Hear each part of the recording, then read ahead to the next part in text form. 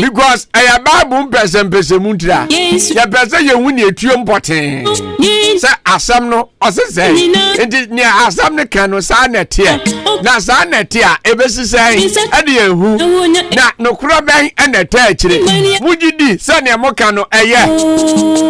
Ohini badu. Enti mega say also for Steven ha. Every Australia, the 7th, the 7th day. Was it Australia? Maybe I do. 7th day. Theocratic World Congregation. Near the other account now confuse me no. Sanity, a bread. Asafone bread also say 7th day Theocratic World Congregation. Me that's it. This back up. I wa bomba yeserade. Sazu na nche ozofo problem abeka. Bia hwe midi mu adam brenu. Ni chameta. Ye ina ya ka branch mu. Ne bia twere se ni. Edu ba bia na ehuru ti se sosie. Sa na wo se ye. Edu ba bi so na adwe na ko benkro. Eno so sa. Udi babu ni. Edi ni ababa bia. No urazo. Edo da bia na so fo na me na beze no mo ashiti. Edo da bia no mo hiti ti se medro port no. Ko gugru ma mitimi di questions ne tata o mo na bi quotations ne sa. Ana so yasin konya mikrom ni no so ha say ni ba waja aboje say ono so via ana wana kaka mirindi kwa kunkroma frikase me ne chia me kase a dwumadie yi me di ho a chia me na yenko na asofo ne mompan ni mfiri dwumadie na ase asofo madu ya eja oh yeah adomni krayemu ya da urade ase ene eye kwasi ada edikan ewo bosome a etosonson ne da etosomiensa osofo Steven bompaye ni enko yo epamcho ye mompaye onyametumfo enanwumre nso omaye da wase se urade ene da nso odi ache yenkwa se yemfa madwendwene wasem ho de show ne se obehu yemobo odi yembone ebeche yen etiefo a wotie nso Yehowa obehu omobo boni biara ene fomso ne mraton akoso o ya kwemu no Yehowa odi ne nyina beche wasana omkonkru tumi ewo yemfimfini sebe ya de ebesua no ebefiri wo awrade onimdie mu na omate ase a ohun se de obeditu wo na moafa na ewiye no ya yenhira yeda wase anwumre tie empayebo wo Yesu Kristo agenkwa ne dimu ene dada amen amen. God bless you ozofo apa uye late kakra akwaba ya nu abra kwaku mi fi across nti nyama oh sorry. Ndi okwa across asori na wa across no okay na program bi na house there no yanye my this month mom this month and the the 17th for the cosi 22nd yeah and the program no baso and na baso okay so mama ye jenge wa mama ye memo aye kwa your radio so memo aye nso kra nso mo aye that's conference you come and so atefo ena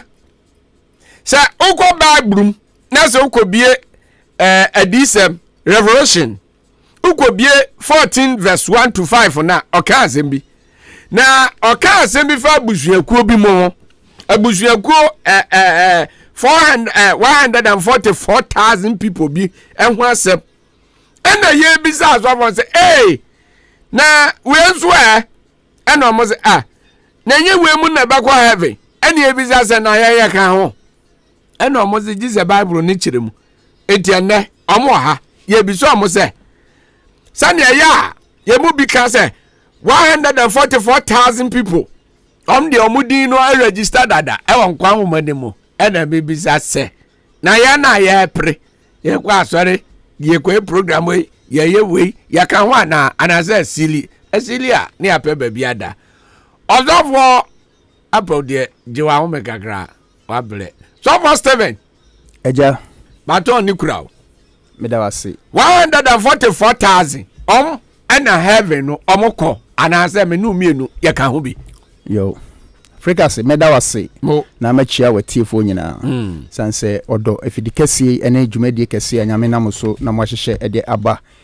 saranso ena machia tukrasifo nyina enwumrei omu nyina sedo obia atam chuku a wotie dia efi yankopon enchen eba etiefo enchen na frikase die omene se em se me hwa asem ni ya one my quotation free Revelation chapter 14 verse number 1 to 5 enti me pese me hu mu ye na me hu ne ba bia me free ase afi ana da ne da nyina no etiefo etie nsem na mo se asem na obusa na se yanka ho asem da bi nsem na obusa no so my quotation I was say etimi start verse 1 no se we odi ama 1 to 5 enti 1 to 5 ne nsem ho no ase ye bia ni ene ya bia die me da ase na tiefo etimi ti ase me da ase the senti mesre na Ahenkan for what kind Revelation chapter 14 verse number 1 to 5 etiefo ntieni ye pa yohane adisem ma no eti eye dunan enyimu bakokosi enum no o kan se na mehuni na hwe adwama no gina za ya mepo so na mpem oha aduanan a watwetwe won ni din ni nagyadin omoma so no kan ho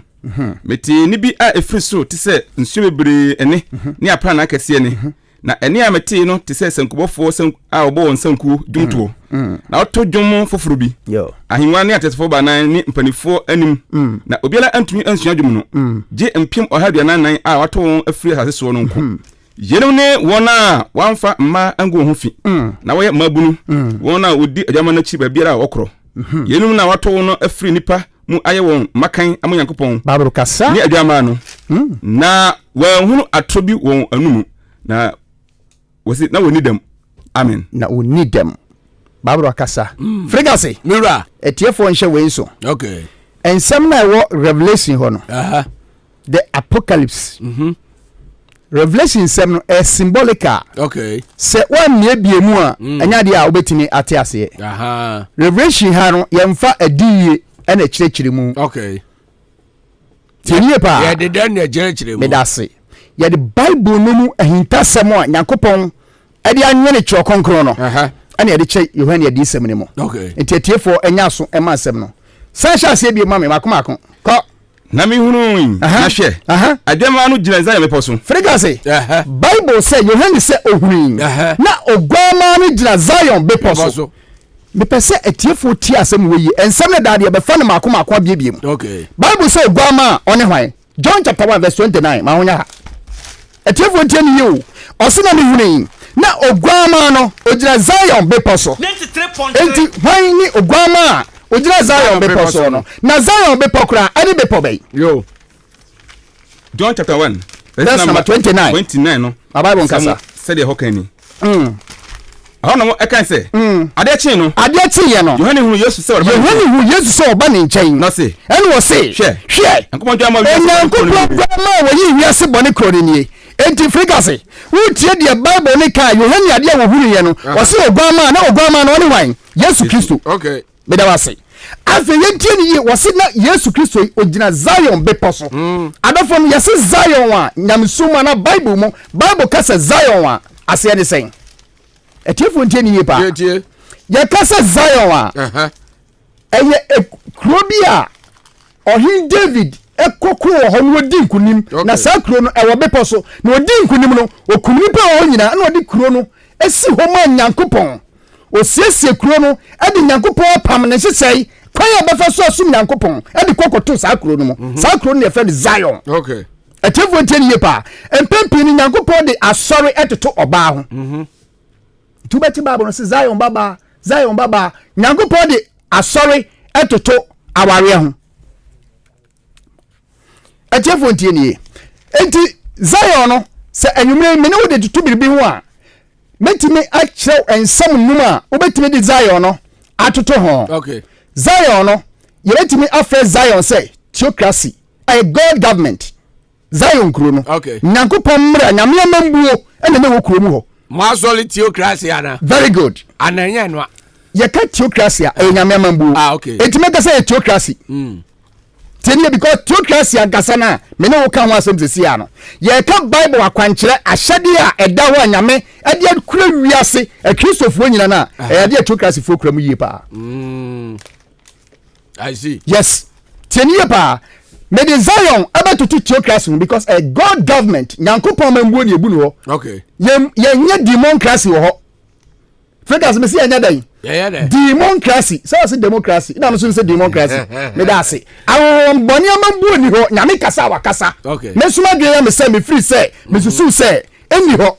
okay etiefo nteniye pa obi nsusu anwe dabi de nyame aka no eno ne ye de adwuma okay enti meka say Zion no ese gire ho ma theocracy na Bible says Zion eye David kura watitiri ma otumfo nyankompon no de nyankompon akwankyere ne som akwankyere akoto saa kuro no mu eti kuro no na obi ntimi anhyamra foforo ewo kuro no mu sa na obeka say frigase Bible say Yesu Kristo oti David ahingwa so tieni yo mitie ora Yesu Kristo no oti David ahingwa so etiefo nhyane so pa enti sa ekura ya friend Zion no de na me pa na maka cheri pa nyina no mate say David na chechiri sa ekura ya friend Zion no na David kuro edin ba ko sa de to ni say David kuro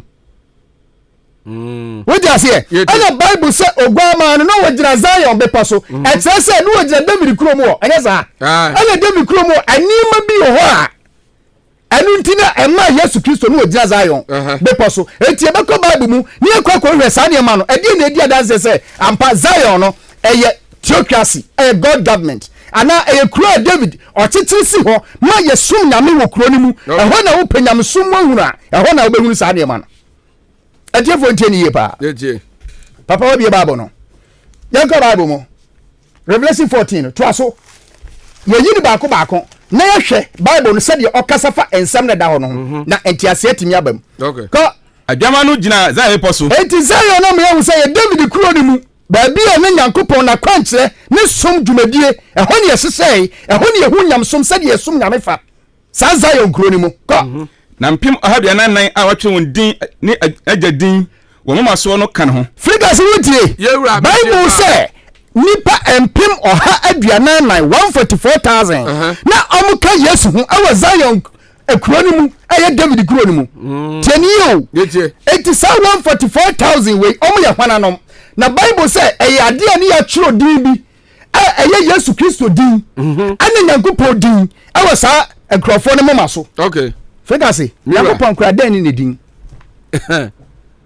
wa tie dia Bible de kanu Yohane din sem no emudo ose nkrofo ne ya cho Yesu Kristo din agu amomoma so ani yeso cho nyankopon din agu amomoma so eti ego bu sababu say na nyankopon ni din say Exodus chapter 6 verse number 3 no ose na me yimi ho me kira Abraham ani Isaac so nyankopon twedi ampon na me din ya wa no de mama wa fa home dabi teni o say the Bible naka afa de Bible no wie no wasan ka kire say ye kohwehwe nyankopon din eti dey pa any ohin Yesu Kristo any ne nyankopon tumfo no ni din yankasa yesi nyankopon din a any day asemo yanko Bible mu anya sem ema nyankopon kra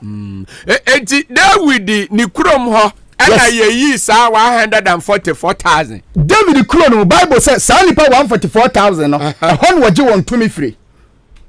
keniyo enti David kuro no ana hen eno ne Zion sa ne nipa Zion no na me kire wo se eye baabi a nyankopon enam David so adi nyamesum akwankyere otiti kuro no ode to ho se be ya ye behu die nyankopon pe okay enti na ya mpenso no Zion ne wey me da se ena ya penso frigase a Christopher me kama obi atis ase enne se ye ya Christopher a yesum nyame ne ye hia dwen sakira o ba tse ye kwa me ye so ba ko krantu ba dia kwa sorry ye nsakira ye dabi ye hia dwen sakira pa Oliver Stephen, what are you telling us? Me da se wan ho enya wan kura ye hia dwen sakira papa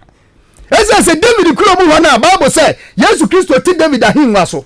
wodi ase na nyankopon di na kwankyere ne suma kwankyere asade to ho no se se am no ka say ye wo Babylon okay ye ni Zion biem Babylon brabo ana na Kristo fo ye nyina yebo how yes Bible no be kasa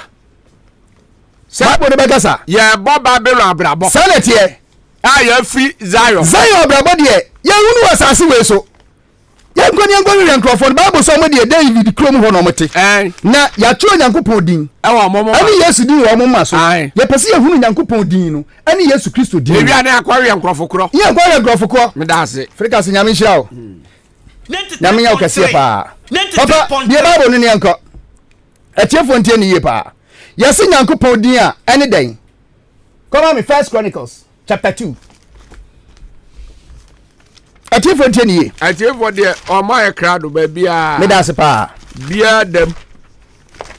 sɛ ngoma to so mienu no etremienu ne kenka so 1 Chronicles chapter 2 sɛ ngoma di kan no eti aye mienu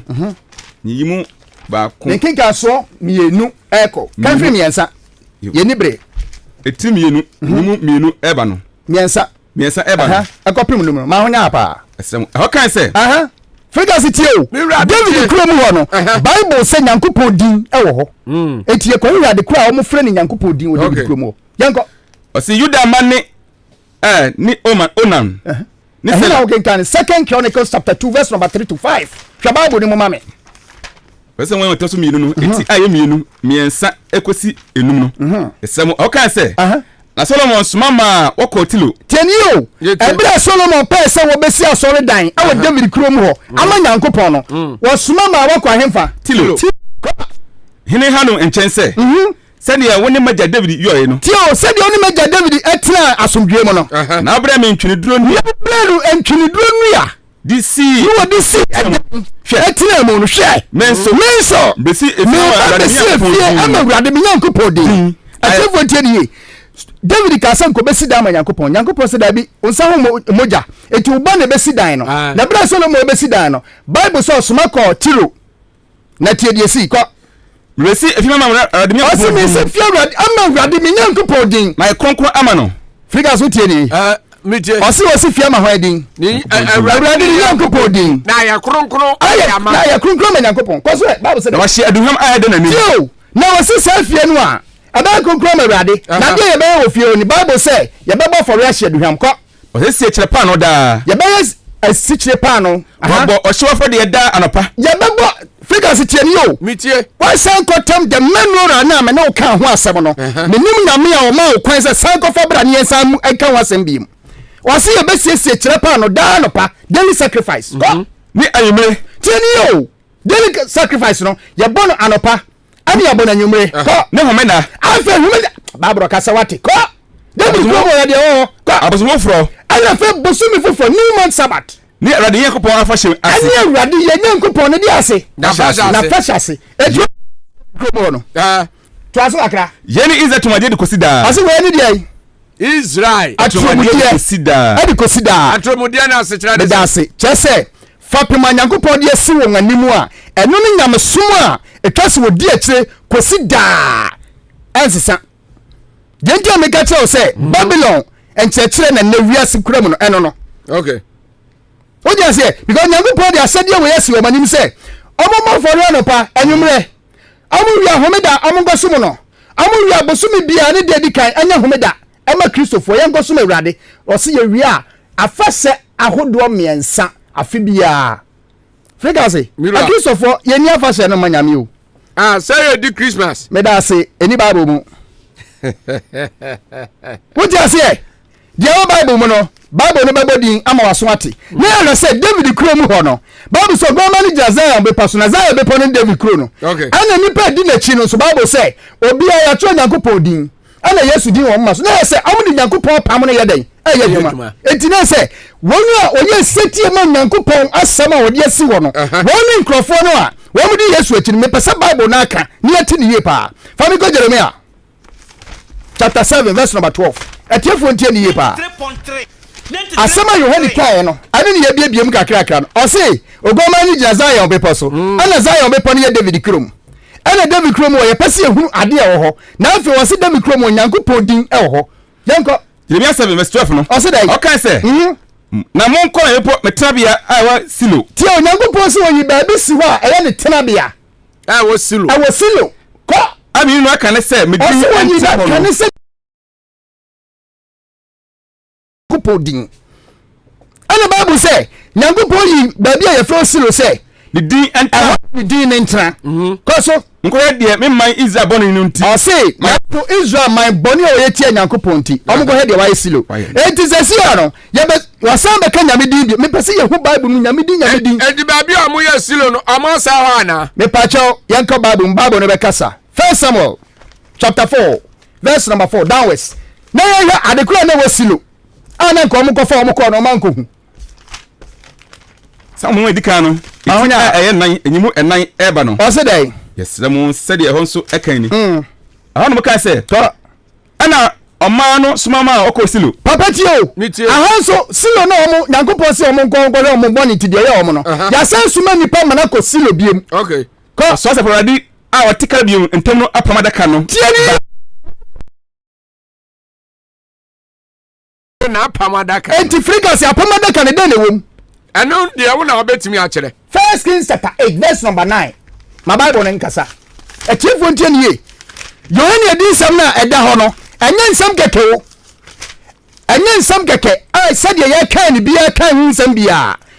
aye nyankopɔ sade na ɔde tu ho ma wiase na ya poro nyame kai ye pa nyina dwen se awiye bremu na ye kɔ no etini pensa on achi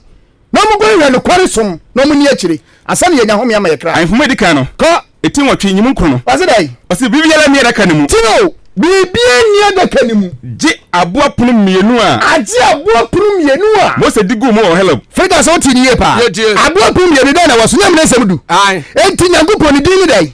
emra nsem du no babura kasa tini ye pa Bible si yanko silo nkofa nyankopɔ din ana mo kofa nyame apam adaka ani yabusa babura se na apam adaka da ne wom ana wase aye emra nsem du enti frika se edin na ya tro wo 144,000 nipa no omomo maso no Bible se nyankopɔ din no aye de din aye emra nsem du me bla na so mo yankrofo mo kura nyankopɔ emra nsem du no mu okay ahai dia dan se nwo bia no be ko heaven se dia asofo bi no se nyame mra na twam asofo gusu kan se nyame mra na twam odi ma Israelfo aho hia biam Bible se nkrofo na omde Yesu achi e wo Zion no ya tro nyankopɔn din aye na mra nsem du ego omo mama so ana fa Yesu Kristo din teniye ya ho nyankopɔn din se ye na mra nsem du me pese besa ka ho quotation biem so bi pa biem a on frɛ me na fe metinya kyerɛ de aka no me pese ya hu Yesu Kristo so ni din ka fa bi ko Galatians chapter 19 chapter 3 verse number 19 atiefo tie ni ye pa ade ni Yesu Kristo so din because androfo no so ya se ya twere Yesu Kristo so din ye dan e wo mo ma so enti se nyankopɔn ni din ni suban aye na mena nsem du dia Yesu Kristo so ade ni din yetie de Bible na tifo ngoma no eti aye miensa enyimu aye edunkro no o kan se na afei emono dien Galatians chapter 3 verse number 21 aho no e kan se ane na emrante yakopon bo hye ana 23 yeah na gidie nyama ye no frika so Bible say gidie ni nyama ye no wode yensie emra no ase wen ye ma gidie a robe yi no adi no ache no so die mu ha frigas mira Bible say gidie no nyama ye no wode yensie emra na se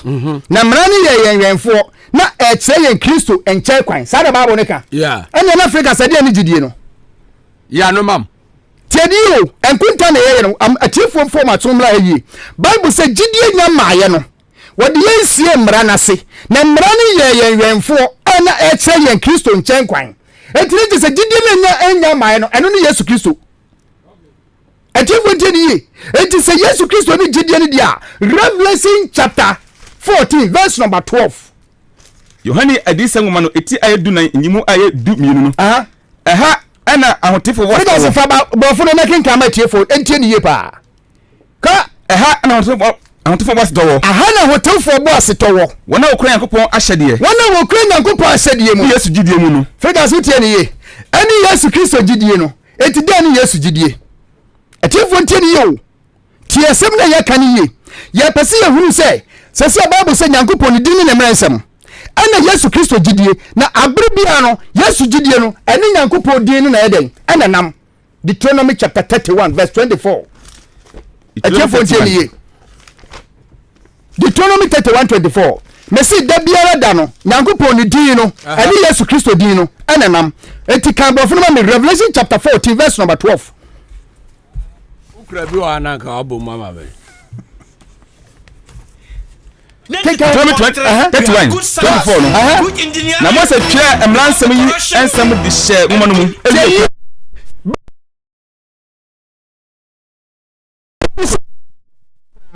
Moses shele yifo awosoro de apamadaka no yo afei gidie no mmra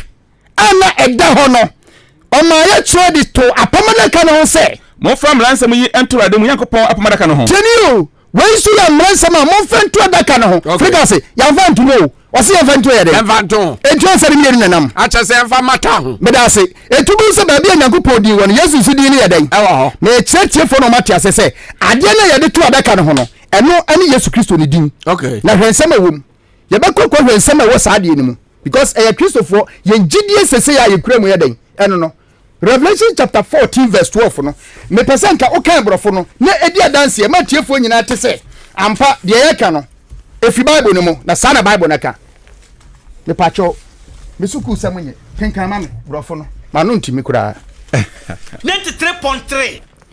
teniye ba Revelation chapter 14 verse number 12. Patience of the saints. Or say hello to for boasitowo. Here are the that keep the commandment. Are they that keep the commandment of God? Tell you and the faith of Jesus. And in the faith of what? Jesus. It was say adiene na abepie wa ha no. Yesu gidie na Bible say Yesu nya maaye no. Wo de samra no eto ho maaye a na ye di so ade aka Yesu Kristo maaye. Enti ayamra benkura Hebrews chapter 10 verse number 5 that was Yahweh Yesu di no frigase and eguso no yes enti say Yahweh se Nyankopon di ni emransem and the Bible say nyame di no edi Yesu didie ni nanam enti Yahweh Yesu didie no eniema ewo mu Yahweh be kokko hwede wo Yesu didie no mu okay people from mano eti mu enumba no azedai enti oba yase no enti Yesu se no kan say afode ayede twan so biem frigase mira won Yesu de botae a na on ma wiase no na ewo ho Bible say na aforebo enyan kum a ye de pata bone ana na ewo ho okay enti wode yensie samra na se ana etwan gidie a Yesu Kristo okay enti si abalu se Yesu Kristo ni gidie ni dia ene na yenko Bible mu nko bisa se ye mrensam du ni si ho a asede na Nyankopon ade ma yen no Solomon say o si dan no de akotum no den konko bisa say David krom ho edan no musi no e de ne dem Second Chronicles Masa osofo to na Africa say o ka che osa pam da twam a Africa say mira o be le wa say yo na di sem ni mu asofo bi no sabi mesra mo munya careful kakra teni ba blessing wata so mienu no azidai eti wotwe enimu du mienu every du ba no na follow baba no de Figures it you. O se baba no de. So one de free David Krono mu.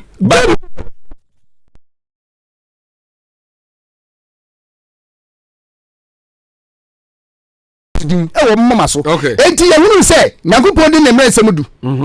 Ana fei o se sa Zion ho no David Krono ho no. Kwaso o de Solomon akofa oba bi betena ho. Na sa oba na o ye Misrim hen ne baba.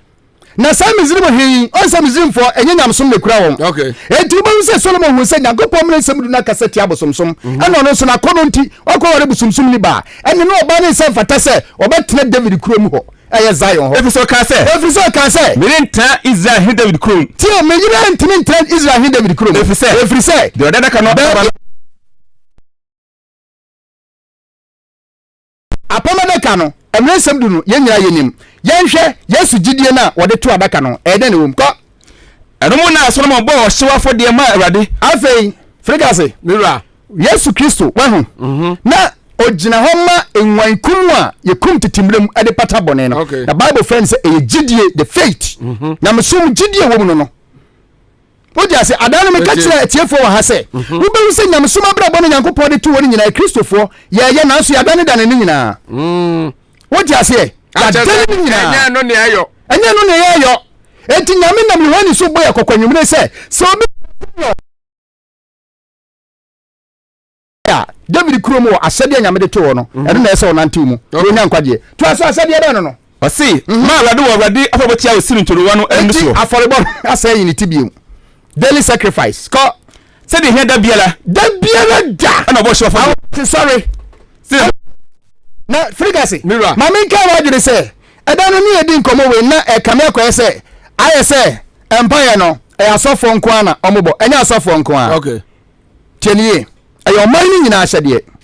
na ɛyɛ asɛdeɛ a ɛsi hɔ ɛma wiase nyinaa man hwɛ maame fɛ nwom ate na tiefo hu sɛ bibi wɔ baabo no mu kɔma me asomafoɔ nnwuma ɛtire mmiɛnsa frikas wobɛhu sɛ yesu kristo wɔwu kakao wɔwu ɛberɛ na ɔde wuyɛ sɛdeɛ bible ka anɔpa afɔrebɔ anwummerɛ afɔrebɔ no hwɛ yesu kristo wɔde ne saasɛnia so anɔpa no mmiɛnsa ɛne wɔwu anwummerɛ nɔnkron enti wɔhu sɛ ɛyɛ afɔrebɔ no a okay momma yɛhu sɛ bible sɛ yesu kristo ɔno na yɛfrɛ no nyankopɔn aguamaa no ɛna hebrews sɛ yesu bɛ wiase no ɔka sɛ saa afɔrebɔ no a yɛde nnwan bɔ no ɔmpɛ ɔhonam na nyankopɔn siesie ama no sɛ ɔfam bɔ afɔreprɛ ko eti kristo mogyasɛm a ɛwɔ nyamesom mu kɔkum odwan kɔfa aborɔ nom abra kɔfa odwan ɛnyɛ asɔfoɔ bi no mu ɛkum nwan sɛ ɔmde ɔmo kɔda ne dua asɔfoɔ yes ɛkokɔ nyinaa ɔmogye nka baabo no ne atie de baabo no ka ɛtiefo nti asɛm no yie ɛyimu baako ɛba no kɔi na alekɔ dɔn atɔ so nkono a ɔyɛ asɔre wɔ mu no frigase bible sɛ dɔn a ɛtɔ so nkron yɛyɛ dɛ wɔ mu baabi a ɛyɛ asɔre mepatɔ asɔfoɔ nkwa na ɛyɛ asɔre dabi ka ho yie na tiefo nti na ɛkɔ dɔn atɔ so nkono a ɔyɛ asɔre wɔ mu bible sɛ afɔrebɔ dɔn a ɛtɔ so nkron no yɛyɛ asɔre wɔ mu yɛyɛ dɛ wɔ mu asɔre hwɛ Acts chapter 10 verse number 3 asomafo ma no ti ayɛ du no a ayɛ mmiɛnsa no ɛsɛ mu sɛdeɛ ɛhɔ nso ɛka ni ɔsi na ɛbɛyɛ yɛbɛdɔn ɛtɔ so nkron ɔno anisɔde hu pɛfɛɛ peter hu anisɔde hu sɛ nyankopɔn bɔfoɔ ba ne nkyɛn sɛ Cornelio na ɔhwɛ din na ɔsoro yi papa na ɔse maame mu sɛ biribi wɔ tiefo nti Cornelio na ɔyɛ ɔsɔfoɔ dabi ɛna bible sɛ afɔrebɔ dɔn no dɔn ɛtɔ so nkron na wɔbɔ mpaeɛ ɛna nyankopɔn yɛ anisɔde hu kyerɛ no ɛyɛ ɔsɔfoɔ nkwa na ɛbɔ according to bible medase fa hɔ ne si hɔ yɛnkɔ hɔ biem na to asoma me na tiefo nti yesu kristo gyidie na yɛka ho asɛm no papa bible sɛ ɛyɛ afahyɛ mmiɛnsa nyame de asie kristofoɔ anim enti ɛyɛ wɔn a ɔmbɛgye saa gyidie no ato mu saa wɔn adansefoɔ yesu adansefoɔ a wɔdi yesu ho adanseɛ ɛpɛ mɛka nokorɛ sɛ wiase wɔ yɛayerɛ firi nyamesom hɔ na bible sɛ wɔgu ahodoɔ mmienu ɔmo mu baako kyerɛ ne sɛ wɔyɛ nkɔɔfoɔ bi a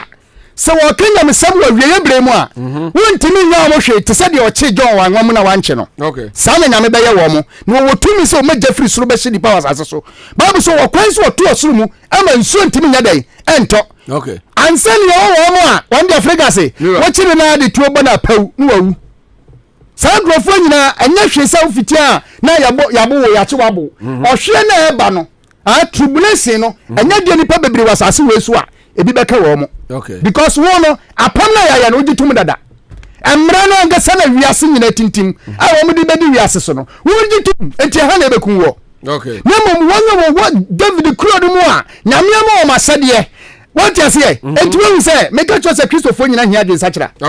nsɔre na yɛrekɔ no asɔre dada wɔ hɔ nyina nim sɛ deɛ bible kan ɛno ne nyamesom na mmom afoforɔ no ɛba no ama bɛsua deɛ dadafoɔ no nsakyerɛ ba mu na ɛwɔ hɔ no ɛno na ɔmo nso bɛyɛ dɛn abɛsua ɛda no na mepa kyɛw ka sɛ asɔre kronkron roman ɔmo yɛ asɔre baatan a ɔmo ne asɔre a ɔmo nyi wɔ asase wei so na papa yɛka ɛburo nya ho asɛm deɛ a na sɛ wo se wokɔ akɔbu sa sabio teokrasifoɔ a ɛm sɛ na woafam kakra ɛsiane sɛ yɛ maame no mɔ asɔre baatan ɔno ɔde buro nya nankasa yɛ dɛn ɛbae nti ɔno onim naka deɛ ɛna nkurɔfoɔ bi sɔre tia ne sɛ saa deɛ no ɛni nyamesom mu ɔmo sɔre tia no ɔmo ne ne pepere ho akɔpem sɛ ɔmo te ɔmo ho ɛbɛte asɔre ka kyerɛ m sɛ si amene wo kasa yi ɛnsɔre no a ɛwɔ wiase no bible sɛ ɔmo nyinaa ɔba guamafoɔ no nkyerɛkyerɛ ɛna ɔmo nyinaa yɛ dɛn ɛde yɛ adwuma wogye aseɛ ɛno nti na meka sɛ wobɛto asɔre no sɛ wɔ hɔ wo hwehwɛ bible mu hwɛ sɛ nokware nyame de si hɔ no ɛno na wɔnsɔre no mu no anaa meda ase ɛyɛ aduakoro mmiɛnsa akyiri pɔ mmiɛnsa ɛna wutie Ahenkan 93.3 FM ɛna wutie ɛha yɛfɛ na pusu nyanka pusu yɛbisa asɛm na asɛm ne da hɔ na mpanyimfoɔ no ɛyi ya no asɔfoɔ no ɛyi ya no sɛ asɛm yɛ akɔku wabisa deɛ sɛ ni sei ɛna teɛ ɔsɔfoɔ Stephen Theocracy ɛna ɔte ne nkan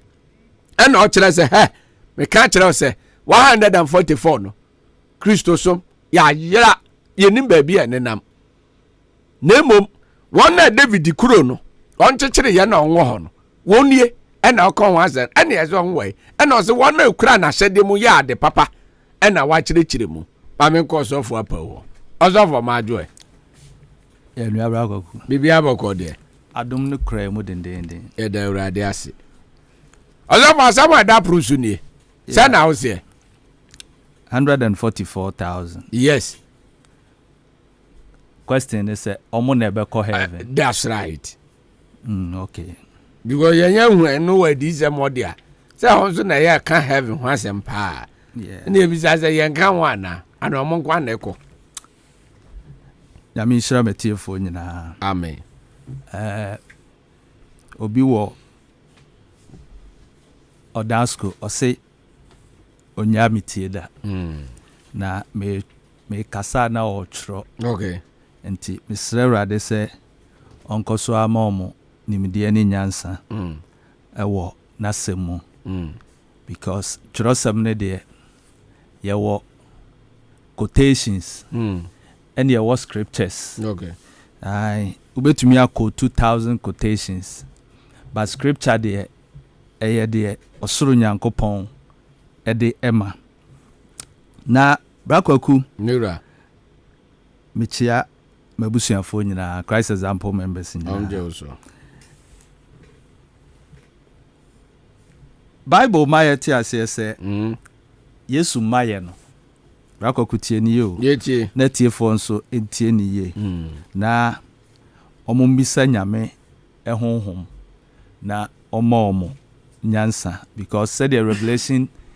chapter 17 they can say ahana nyansa ewo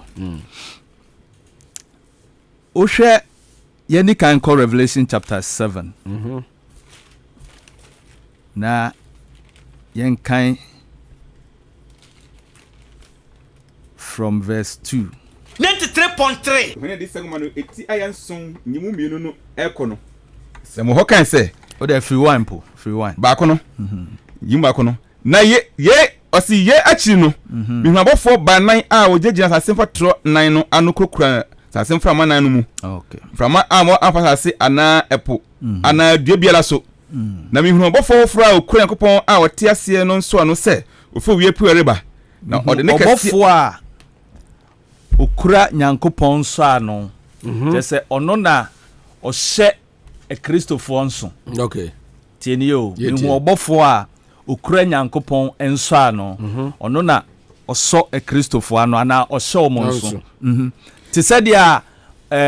okay Revelation 17 na ye wo the mark of the beast okay de ohye awomone a anase de okita awomone tumi a ohye abonefo ana so ohye nipa nso ema 666 for no but nyame nkrofo nso de ye wo obofo a ono na ehye omonso mini akan mame osi na mihunabofo afofra okura yakopon a wote ase no nso ano se ofro wie puereba na ode ne kase tiam kire abofo ba nan a wama won kwan se won hahase ne epo no se mo hasase anapo mama hasase anapo ananua kosi se e dia gina besi yakopon nko amoma so me dia gina ye besisi ye nyankopon nko amoma so me so mo nso awie na meti won a waso wano no dodo empem oha aduanan nan omo aya so ma no Revelation chapter 7 ne say meti omo dodo a woye omo ye okay empem oha aduanan nan omo ye empem oha aduanan nan na waso wano Israel ma musuakuo nyina mu okay we ye Israel ma ebusuakuo mu we nye asanefo Ghana fo okay anase Nigeria fo ana Togo fo we ye Israel musuakuo mu 144,000 ya so ma no Yuda abusuakuo mu nipa awaso ano mpem dumienu so we can free verse 5 no e de ba besi verse 8 na eye 12 tribe no abusuakuo dumienu no baako bia mu ye yi 12,000 okay nti sa abusuakuo dumienu na baako bia mu ye yi 12,000 no we can 12 times 12 na na chesa akoye 144 okay nti ye yi mu ebia mu 12,000 and nature say 144,000. Okay. Mean yen to so na yen twemu emra from verse 9. Na tie hanso ye pa. Verse 9 no. Ye no ma chire no me hu. Ye chire no John ehwe series o. Okay. The odi kan hu ye no ye Israel busuakuo mo 144,000. And ye yi wo mo. O say nipa dodo a ya kan omo nyina na afei verse 9 e ba say we no ma chire no 144,000 na chire no me hwe me hunu ye na hwe nipa kuo kase a obintumi nka wo a nipa kuo kase a obintumi nka wo omu fure hefa aman number 1 hefa aman aha ni musuakuo nkrofo kasa nyina mu Jeje ahenwa no anim omo nso gina odom ahenwa nanim ni gama no anim ene ogwama nanim center de fita no wokura bere na wode ne kase atiam se enkwaje ne Yakopon a wote ahenwa no so very good ni adwama no dia very good enti brakwaku so over from verse 9 na apart from 144,000 no okay over verse 9 na a Honda Ghana for Nigeria for Togo for America for United Kingdom for any amama me kan say ewiase afa na nyina mu omo ye Christopher no okay aha na omo wo nti so obi begina ho no mo catch say 144,000 na eko heaven na wetwa mmura enyame na make Bible no na eka nyame na make o se sankrofo so omo gina he me pa chom no na hwe nipa kuo kase obintumi nka wo na ofiri amusuakuo omufie busuakuo ma ayoko ne agora ne abretuo ne de aka nyina ya busuakuo ni nkrofo amaman ne nkrofo ne kasa nyina mu agbefo wo mu krobofo wo mu adanfo wo mu sahwifo wo mu oh menua sahwifo nyina wo mu enzimafo wo mu ene ya wotisi abrofo ne mu nso a abrofo wo mu China for kura wo mu na your friend is say o de wa kasampo wa wo fie wo so kenkan kasa nyina mu omo ayi wo mo o say na we obi ntumi enkan wo mo na otu aso ba obisa obofo no a o kire John niema no ebisa say na we no mo na John so kachen say opani una wa ho mi dem beto una wonim kire me o say we no mo ne nipa omu free omahohia mu ohawa omu fa mu nyina mu na omahoro omontade wo ogwama no moja mu we no mo ne nipa omu gina onyankopon anim da ne da esom no nti bra kwakue 144,000 say wonim bia me ni problem nemom abusuakuo ne de minimo kasa wo ka de nanso minim se okasa hwi kakra minim se sahwifo wo mu nti sa kuo we de oka ho why nti heaven no wa register o hodada na brakwaku yemra bio sankrofo ya John ehu wo mu no ohu wo mu Israel kromu anase ohu wo mu heaven okay ohu wo mu Israel kromu anase ohu wo mu heaven nyankopon man so call heaven said the Revelation chapter 1 no eka no ena John ko hu sa niema we nyina se eyi kire no ena ohwe de ontiase no abisa ne ya kire no okay enti 144,000 ohu omo heaven okay ohu ogwama no osanso ehunu enipa busuakuo bebre a wo mo no kan wo mo a enkan no osan hu sankrofo no enyina e wo heaven yankan verse 11 no na verse 11 no na obofo no nyina hwehwa no ho nimpanifo no ne asaspo bana no ho ahia na wode woni butubutu fam ahenwa no anim akoto Yakopon ka se amen enstane anonyam ni nyansa ne aseda ni ya ne tumi ni ahoden Yakopon no dia dada amen eti hwe John hunu saade we nyina wo heaven nya asase we so yan afa yan ko Revelation 14 na brakwaku de to apawa so no 14 verse 1 but brakwaku before so we ko chapter 14 verse 1 no eya etiefo kan Bible a eya omonhwe saade we ye o kan chapter 13 wo chapter 13 verse 18 na o say here is the wisdom okay ahana nyansa no wo let him who has understanding conclude the number of the beast, for it is the number of the man. His number is 666. Yeah. Tieniyo. Brakwaku owie sasem we ka pe ena oba 14 no. But brakwaku etiefo nse sa niam we nso ne asofo ntie ne ye. Bible asase no na ye ni chapters. Tieniyo. Ye churo ni nyina ebomu baako. Sa Isaiah ngoma ye churo ni nyina ebomu baako. Nemom eye obi ena bebe chichemu. Okay. Tieniyo. Obi na bebe chichemu. Until Revelation chapter 3 and Revelation chapter 4 ni Revelation chapter 13 and Revelation chapter 14 ni na ebom baako. Okay. John ehwe. Enti owie se wenum ye enkrofuku a Satan asa omonso na omonto ano no tieniyo. Omonto ano no 666. Tieniyo. Enti in other way no be di ka church 666 one ten mba ho no mo, but in other way no na chese nipa omukuta anasa honhom a omukuta satanic construction anasa omukuta one word system no men kan sa enumom ye better omukuta one word system no so omonto ano 666. Okay. Tieniyo ena oba 14 no say ha dunan ba ko ekono na me huri John sa pagya nani ohwe 666 na ena osan ehweye ena ohun enti enya samu a okoba ye na obeye ye anase edi nabi vision no ogusu hwe no eno na eyi kire no 14 no na hwe adwama no gyina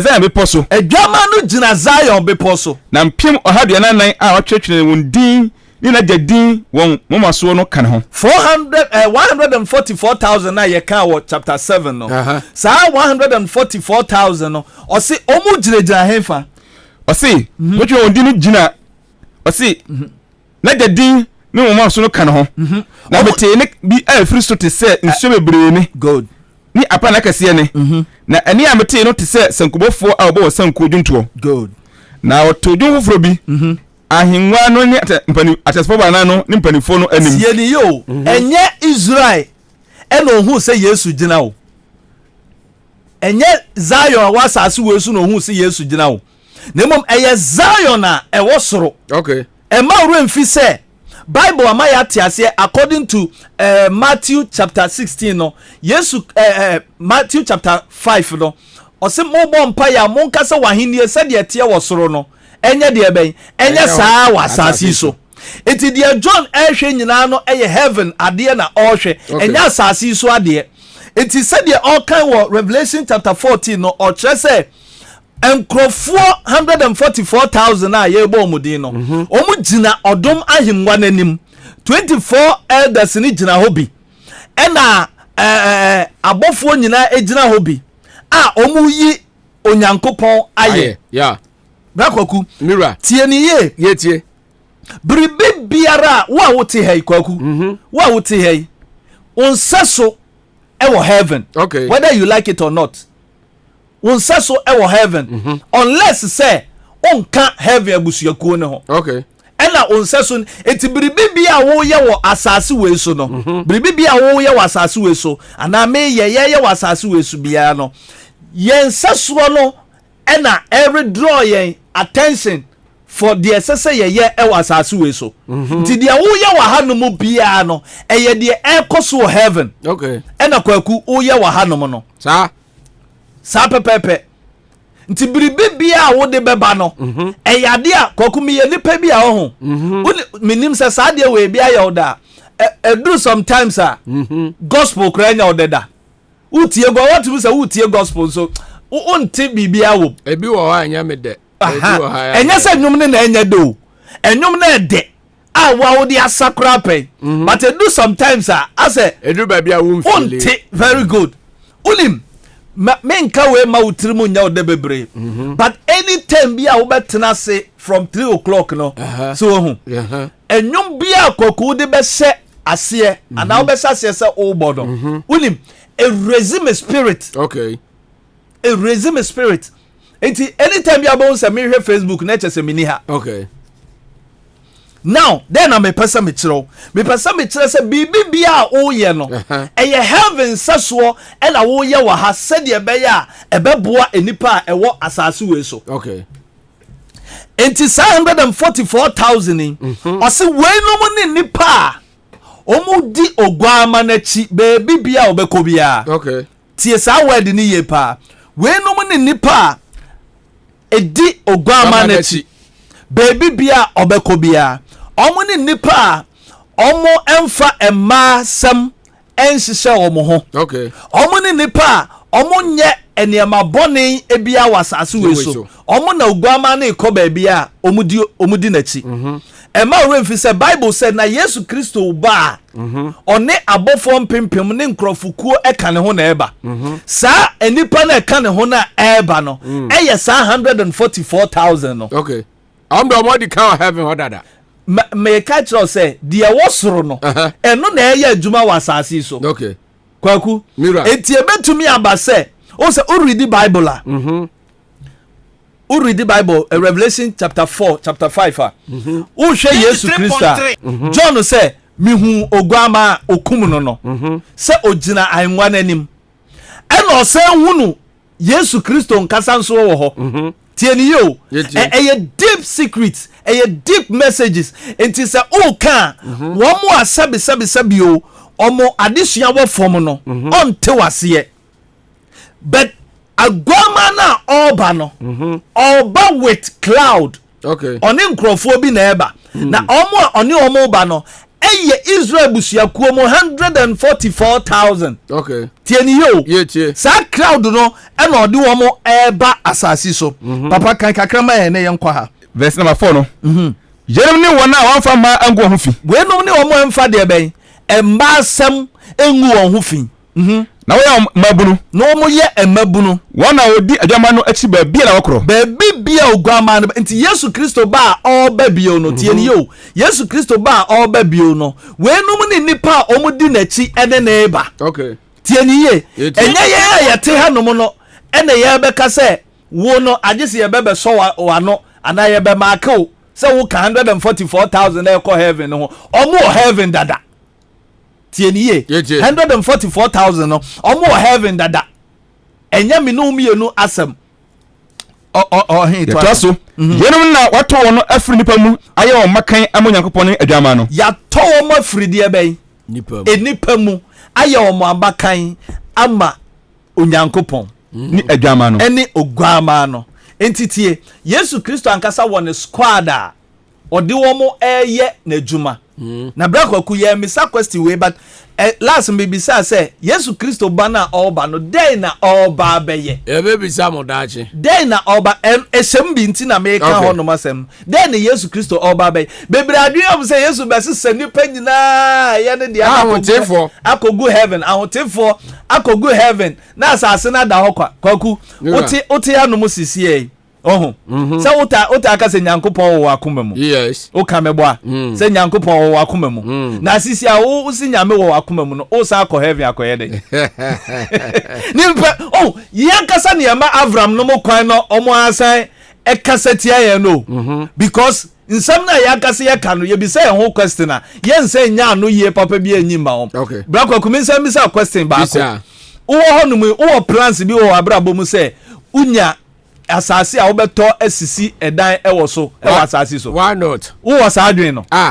ɛne ne kyɛ sɛ wokora to wonyi nni sɛ wompɛ sɛ yesu bɛba adentira na wopɛ sɛ yesu bɛba na wo nso se ɔba a wowokɔ akɔtena soro no yesu ba asase so a yɛwo ne baeɛ no sɛ wɔkɔ obi fie kɔdidiɛ so wɔkɔ obi fie kɔdidi wo nso sɛ ɔba no tie ni o amanfo asɛm ne sɛ ɔba no ɔbɛfa yɛ akɔtena heaven nti ɔbɛfa yɛ akɔtena heaven na wo nso brakɔko ti hɔ no mu na wo next 5 years and now next 10 years wo plan ne sɛ wobɛnya sika si down asase na wo sɛ ɔkɔ akɔsiesie hɔ aba wɔwie yɛ ntɔmaeɛ a mena wonim deɛ 93.3 ɛkyerɛ sɛ wokora na wo sɛ wopɛ heaven akɔ no wompɛ sɛ yesu bɛba how na wopɛ sɛ wobɛba a nka wo saa pere sɛ wobɛtɔ asase asi dan wɔ ha oh yes now brakwaku abro de wo ye gidi ni atobi very dan na wo ma enfa no mbeda enu tie enu ti na me kyerɛ sɛ words ni bi wo ho a ho yes ye ka but insight no ye ni okay menka we nkyerɛ sɛ ɛne menta asase o menka we nkyerɛ sɛ ɛne mensi dan because yesu ba ɔba no ɔmeti asase we so ɔba bɛsensen wiem bible sɛ na wasoma na bɔfoɔ na wakɔboaboa ne mma no yɛnkɔ Revelation chapter 16 yohane adi sɛ nwoma no eti ayɛ dunsia anyimu yɛnkan free verse 15 no na tie dunum ɛba no hwɛ ɔde ba sɛ oyifoɔ okay kɔ 14 no dunan na wɔyɛ ahommɔne ahohom a wɔyɛ nsɛnkyerɛnneɛ na yesu kristo yɛyi ɛkyerɛ John about enipa bɔne anaasɛ one word system no ɔmo a ɛde yɛ adwuma wɔ asase wei so okay sɛ ahommɔne a efiri ɔtweaseɛ no anum a ɔmo ɛba asase so na wofiri kɔ wiase nyinaa ahemfo nkyɛn kɔbɔboa wɔn ano ma Nyankopɔn tie saa asɛm wɔ yɛ o yɛtie ɔmo firi ɛyɛ dɛn kɔ wiase ahemfo nyinaa nkyɛn kɔ wiase ahemfo yɛka the kings of the earth ɛyɛ different from the kings from the east okay tie nie sɛ bible nya ka sɛ the kings of the earth ɛkyerɛ sɛ ɔmo edi tumi ɛwɔ asase so ɔmo pɛ sɛ one word system ɛyɛ adwuma wonim sɛ last week na metie documentary bi ɛwɔ Pastor Chris the program so okay ɛma ɔmo a ɛplan saa no ɔmo ankasa ka sɛ from 2023 ɛsɛ sɛ onipa bia ɔno ankasa ɔyare a ɔntumi ntɔ aduro nom no ɛsɛ sɛ yɛyi ɔmo nyinaa efiri asase so na ka nipa kakra bi mewɔ video no ɛwɔ hɔ nom asɛm a ɔmo ka no from 2023 ɛwɔ sɛ yɛyi obi bia ɔno ankasa ɔntumi afford ɔntumi ɛntɔ n'aduane ni na ɔsrɛsrɛ bia na ɔsɛ yɛyi ne firi asase wei so na ka nipa ne kakra bi ɔmo abɛtumi ahwɛ ɔmo ho ɛna ɔmo ka saa asɛm wei yom ɔse weenum ne nkurɔfo a na wɔyɛ ahommɔne ahohom a ofiri kɔ Nyankopɔn ofiri kɔ wiase ahemfo nyinaa nkyɛn ɔmo firi kɔ wiase ahemfo nti Ghana ha ebi wɔ ha okay baabi bia saa nkurɔfoɔ no ɛwɔ hɔ a ɔmo na dominate asase a biribi bia no mpɛ sɛ ɔmo nsɛm na ɛbɛba kwaku no si ɛwɔ hɔ nom nyinaa yɛka sɛ sika ni hɔ yeah nanso bisa ho sɛ Ghana sika yɛde bi kogu abrokyire ndabi yɛmfa Ghana sika nkɔto abrokyire sɛ even so obi de Ghana sika ebe ana obi wɔ sika wɔ ha na ɔde bɛkɔ akɔto abrokyire kora ɔsesa into dollars yes na ɔde akɔto abrokyire yɛmfa Ghana sika enkogu abrokyire ɛna Ghana sika nso de bia yɛntwa gya entomo nse no enti adenti na still a yɛ Ghana mampanin sɛ still a ɔhwehwɛ sika ɔni sika na ɛwɛn sika no wɔ nipa hɔ but ye akɔkɔdi asase so ahemfo no hɔ asase so atumfo no hɔ IMF yɛ kɔyi this can sɛ nkurɔfo wɔ enum nyinaa ɔmo yɛ nkurɔfo a ɔmo manipulate system no sɛdeɛ bɛyɛ abere bi a mo bɛhyɛ ɔmo ase na deɛ ɔmo pɛ sɛ mo yɛ no moayɛ eti me saa deɛ wɔ bi hu si yɛbɛkɔ akyɛ nyɛ nnɛ eti sɛ nnɛ yɛsi yɛkɔ anya me nwanwa baako mpo because ɔyɛ president na sɛ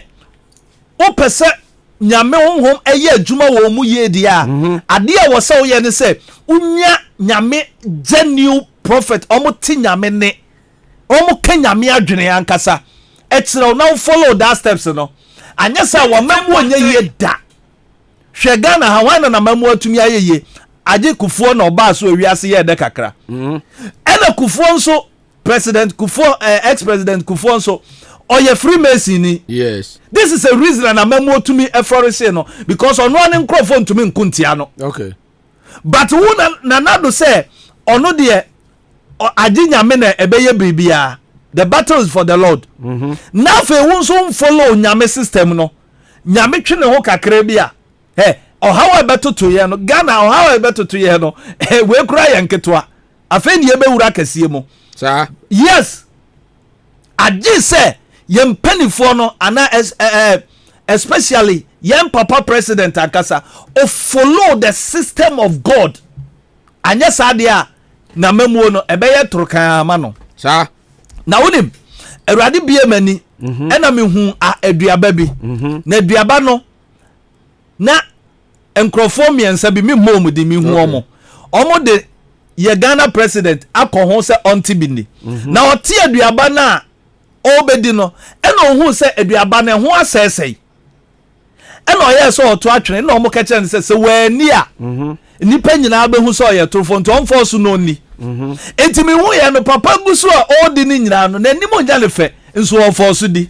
obiara emua na ɔmfa deɛ ɔte aseɛ na ɔmua na ɔmfa ɔse weenum ne na wɔyɛ ahommɔne ahohom a wɔyɛ nsɛnkyerɛnne ɔmo yɛ nsɛnkyerɛnne ofiri kɔ wiase ahemfo nyinaa nkyɛn ɔbɔbɔ wɔn ano ma Nyankopɔn ɔkɔbɔbɔ kwaku mɛtiefo ntie die mɛma wuro mfi saa asɛm wei ɔkɔbɔbɔ ɔmo ano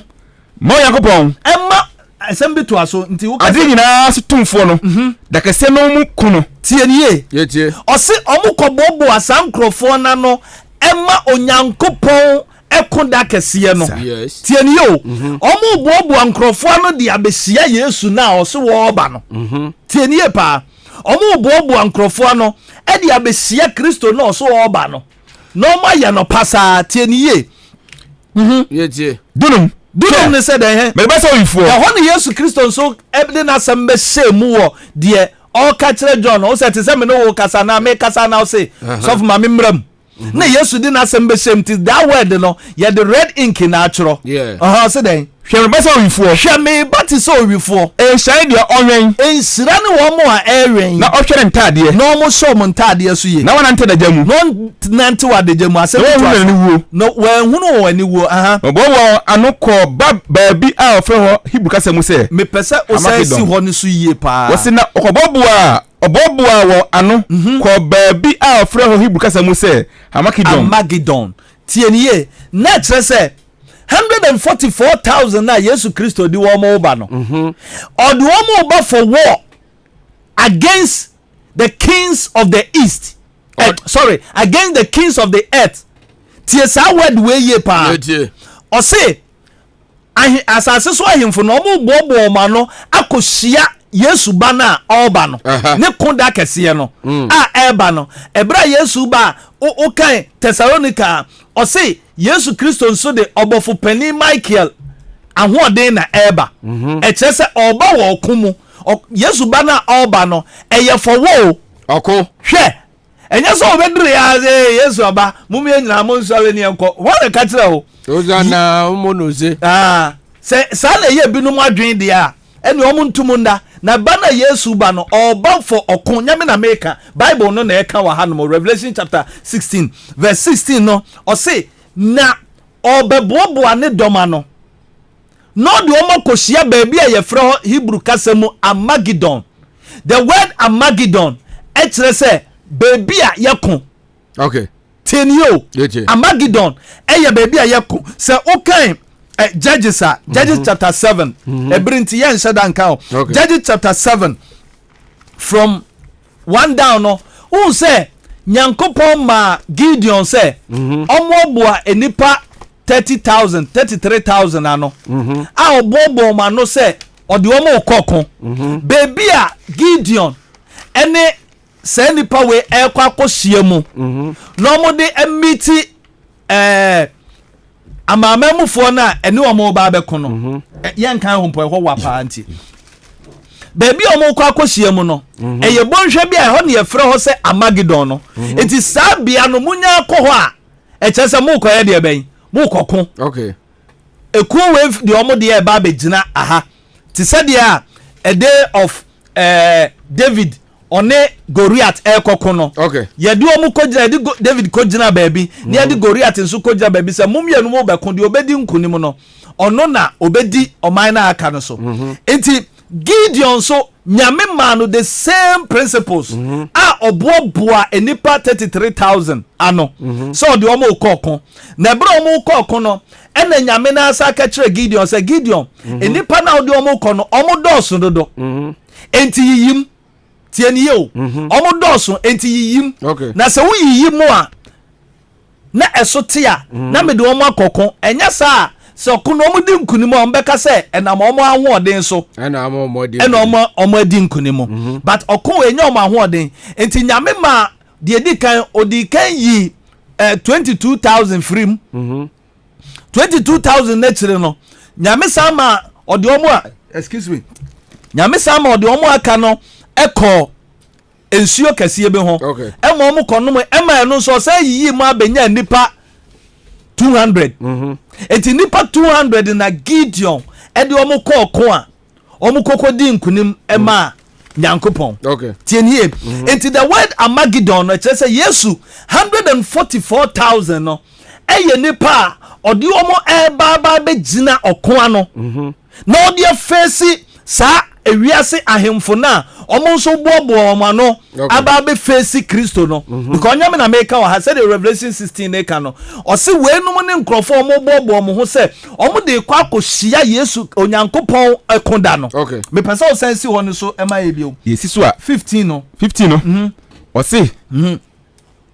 14 come no. Yeah. Na oya homone ahom a oya nsɛnkyɛne. Yes. Na ofiri kɔ wiase nyinaa ahemfo nkyɛ kɔ bɔbɔ wɔn ano ma Yankopɔn. Omo kɔ yɛ de bɛn. Ade nyinaa so tumfo no. Sense hɔ no so bi omo yɛ de bɛn. Ɔse na oya homone ahom a oya nsɛnkyɛne. Na ofiri kɔ wiase ahemfo nkyɛn. Wo firi kɔ wiase ahemfo nkyɛn. Kɔ bɔbɔ wɔn ano. Kɔ bɔbɔ wɔn ano. Mo Yankopɔn ade nyinaa so tumfo no. Da kɛseɛ mu kuno. Wo ho. Ɔkɔbɔbɔ mano de ma Awurade Nyankopɔn tumfoɔ da kɛseɛ ni mu kono. Okay. Enti sɛ kono a ebesi ɛda edi akyire no.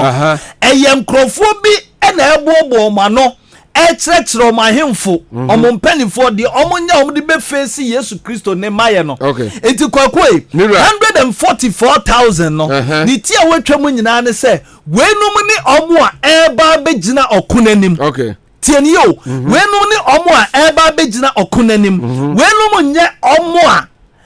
yapa wo mo se wo mo nko a na ebekɔ heaven. Okay. Now heaven oni mo ho kakraka na ayi aboabo ha nko ni nipa containi now say Nyankopɔn na obo na ade no only 144,000 pe na obenya ono na eka wa ha no mo se me se hunu nipa ekuokuo bebre na abusuafo yi so pese oti revelation ase ya eya wo kan a menyi Matthew chapter 24 emfrim. Okay. Because in some of Matthew mpacho yankan verse Matthew okay, chapter 24 Matthew chapter 24 yankan verse 40 and 41 netie ahanomo eye Matthew 24 40 and 41 no ana nipa baanu a wo afumu tie ni o etie obafa baako na oja baako wo befa baako na oja baako ahanomo na asenso ne sase the mark na obofo ne de sise ne nkrofo no eya ha na ewuo bi ani ha ba biara eya ha na manfo de wuo sisi ai omo ni wu he sisi ai wunu obi da kasa so abia cha obeti ye tokwa de ye guso a ye ka no ye wi a unim because of omo hu na se kirenti owi a no asa be ka kiro se eye rapture osakai honu mo wi anso no asa ba be ka kiro se Kristo beba ansana rapture ba enti ya confuse yen anyhow because of word na Yesu ka no yentiase yempede Yesu Kristo ayi na si ho ensema me kan kwaku age omo a yesili wo no omo na te sansem we yase enya law by law ene yede te sansem we yase na mom omo kuta seal no because a lot of people te sansem we but omo ntiase obi ka che say papa sansem we me aminim say meka seal for no ho nanso nsam no mantiase akopem say wo hyase say wo kyerɛkyerɛ ho ade no enti bebre wo a omunim but omu nhyɛ da ntiase ye ti aha ene ye fa baako ne agya baako wo hwɛ in the time of judges na ye peke baako ne agya baako ye peke we ne agya we yes we no nka ho but semkunimdie ne ba tie ne yo semkunimdie no 144 no edi nkunim ni wia afei no ɔse ɛhɔnom na nipa mpempem amaman ni nkrokro ɛne baabi fo nyina no afei ɛhɔnom nyina bɛbɔ ose ɔma sɛ Awurade animonyam na ɔmo ɔse ɔmo kutakuta brɛ mihu so ɔmo kutakuta brɛ na ɔmo yi Nyankopɔn ayɛto Nyankopɔn nyom kɛseɛ no brakwaku yɛ wɔ baabi kɔ na sabia no kɔpem si yɛ beduru hɔnom no ɛyɛ ɔhaw ne ahokyerɛ hwɛ sɛdeɛ nɛ ɛnsɔre ekomu but okay the book of Romans chapter 8 verse number 70-18 no eba no ose na ewiase nyina etwen nyame ma ahoyie na enya omonko na emomu yenso a ewiase yedi kan efra ye no mepacho pese o kan we ya na fe medisi yemfa ensi mesro bebre man kan sasem ba Romans chapter 8 verse number 17 down na oyese yema ya difo so yakopon adifo ni Kristo nyanko difo very good na so gese ye ne no hunu amane ansa gese ye ne no hunu amane aye wo mu yansa wa hye ye ne no anunyam bi wa hye ye ne no anunyam bi amibu no se bre yimu amane yimu anunyam a oyinwadi no entu animonyam a wo ba be yi na di akere yen aha na abode no ani gina retwen yakopon ma anuye ene wiase nyina ni gina etwen Yesu maya oba amen o me pato man fa na no nsi na me na wodi abode no ahye adehunu ase wodi abode ni nyina ahye adehunu ase enye eno ara no pe enye omo pe enye ni pa penti na se de ekoso ikoso Nemu de odishe no ase no nemu Kristo nyankopon na odi hye ase ni nti anda so mu nse abode no ara nso befa ne ho adi se ye osom a esom proyero mu akọ yankopon ma anunyam ye na wa pa ye no brofo no beka say ye na wa pa ye no ye nyina nso ye twen ne maye ene na ho hie no nti kwaku se de mede asiama no na kire say 144 no eye omo a eba be gina okona no na nye omo a ebe ko heaven omo free heaven na eba na nye omo mfiri asase we so na eko ya me shira won so atiefo sa no twe ebo pa mu a yebebie phone lines na tum na mo so mo ba mu bi asema awoka no aba be ka wo question and no bisa wa asembisa bia no bisa akasema be ye du mienu bi so Steven Frigase ma me fa unwie ho na me matiefo ebrem Frigase mira edi sem ye gengan no 3.3 wa pa Frigase be pese atiefo meni omo fa Bible mu na ye hwa ade bi asofo pa so se eye sa 144,000 no omo free heaven Frigase asofo free heaven Bible ne mo wa Kristo maya na oba no o ma gine boyefo okay obaji won a wo ye seti e ma nyankopon num asem anante sa tieni yo yetie ensem na ne ye ka no ubehu se enye nsem saa a ubeto akosa woni hweka ye ka Bible ase koso kenkan ko dabi kasa wom okay me pese kasa fua no ebi enya enkyere ase wom tieni yo yetie me tell you say Zion ye di Jeroma heaven ye di Jeroma Jerusalem ye di Jeroma nyankopon man and the Bible say e David kro a wo chechire na sade na nyame asade ne mra wo honti tieni yo anu ti de friend Zion okay Frigase mira me pacho yes nyankopon so ano a wahu the seal of God me pacho Jeremiah chapter 9 hwade o wo say Yohane adi sebni mu no woni mienu bi e wo ho a ba ko e kana asem say wa wunim na obakoto aboa no na wagina ye no edi ase mu maso na won sani fachire no wona abanum nyankopon bufu nsa wahwe ni gigina bufu agu na bufu okuru anim ni bi okay ana ehokro na Revelation chapter no 11 ho no 13 no verse 11 so nyankopon say de onim na obagigina na sini mu maso anane sani fachi no papa ahaye the religious order okay tio osumun se say abasa ase so ho asam na Bible ka teniye yetie me kachiro atiefo se asoro bia hia gensa kira aba ne se na nsoro ntete om ho so ma hu hwe na om te om ho wie no je na ekosu nti om te om ho no om to agu ana om da so kura mu pintin eno na oboye nkoko se kinkan Jeremia no you see the seal of God Bible verse o kire say Jeremiah chapter 9 verse 1 yenko cemetery yensuo na ma ne yensubura aka mesuo ma me mamba ba atofo no awia ne anajo semnya akwantimfo asoe eseso aka meja me man ho na mafiri won nchem akọ efiri se won nyina ye awaresefo konkwasafo asafo baba tie o quotation na ukotuma ye no yes Bible say wan fa ma enwo mu fi okay ana 144,000 no Bible say oto mu firi hemfa asase so Frigase tiasem ni yu oto wo mu firi asase we so ana Bible say wan fa ma enwo hu fi ka kire me wo Bible adesua mu ya tesa nkrofo bi etuko osoro Frigase o mo yesen omo 12 sankrofo wo mu tra asase we so o mu ti asase we so tieniye na yohani de wo huru ye no ene de na asia twam na no wo hunu de na ebeba daache omo ko soro baako ne Elijah me da say na Enoch wo hunu tie afeti ha Bible say Kristo wu achi no abodan bebre papa ye ama mpanifo bebre tu kwa yemfa atu ko soro okay figures here ahinda sem bi ono mo a wa fidie so na ye beka no Bible say ye won mpanifo aduonu nan omo ne hemfo sam mpanifo aduonu nan no have pani be na wo si Nyankopon pani be na wo si the four creatures sam grofo ye won a Kristo wu mu abodan papa ye wo soro nya tumi ko hemfa oso aheniem okay na tie 144,000 Bible say okura nsa no won ye won a waso ano you see the seal of God a ejira ma Nyankopon mra tenio yetie Jeremiah no ose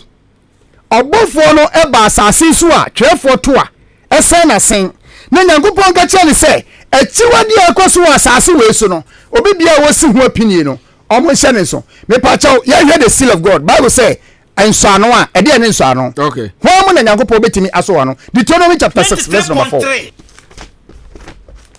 Deuteronomy 6 verse 4 number 4 no se mo kan se Israel tie Nyamesufo yentie Rade Yakopon ne rade kro awurade Nyankopon no kuto ne awurade kro na fa koma nyina papa wo tie ne atefo tie o ose yemfo yakoma nyina okra nyina yenkra nyina ahoden ani ahoden na do rade Yakopon enti wona ase asom no awurade nyame fregas o ga chem say Christmas hona de bai efren babro hemfa na betia chem Christmas me ka che o se eye atro enchechire ha amini wiase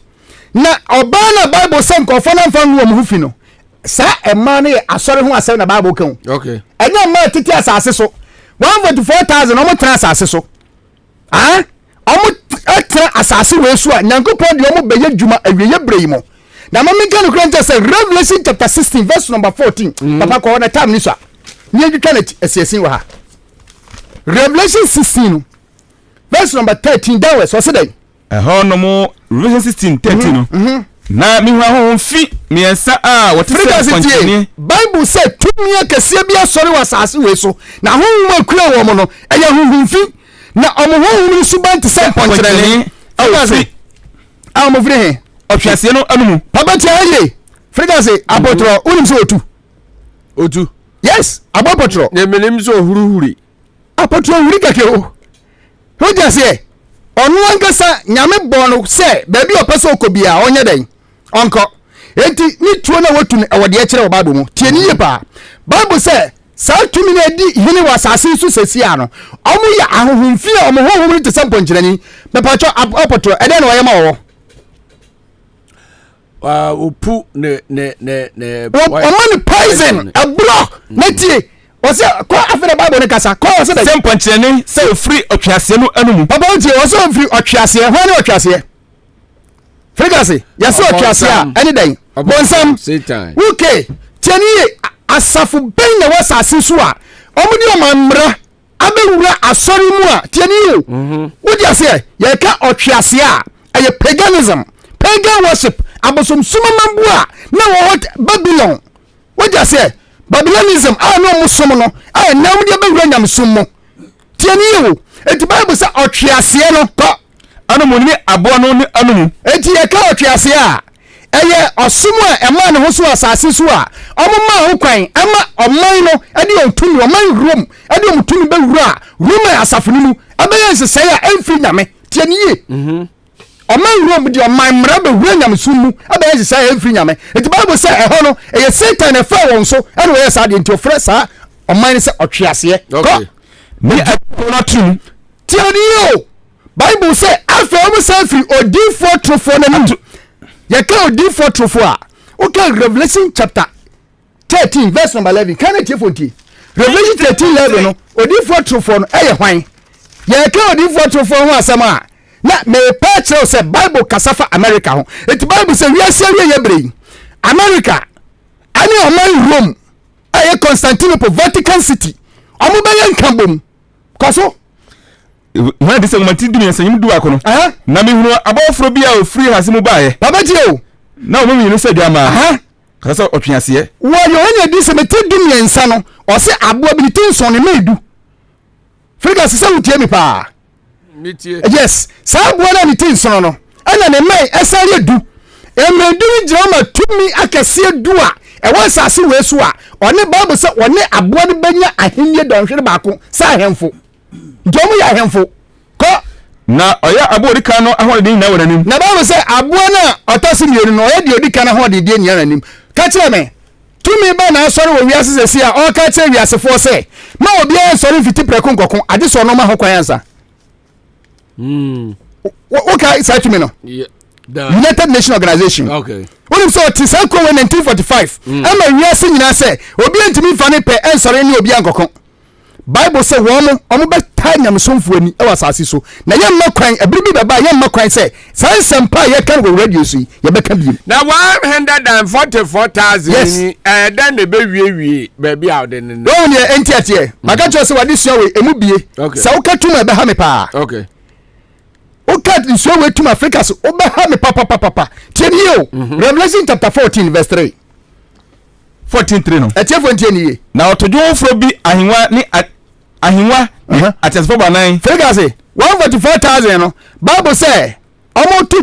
to dwom foforo bi e wa hinwa ni atasfo banan ni panifo no anim Figure say sabre na Yohane hu adi suade hu we no me pa cho na atasfo no 144,000 no mo kwa na so da so a okay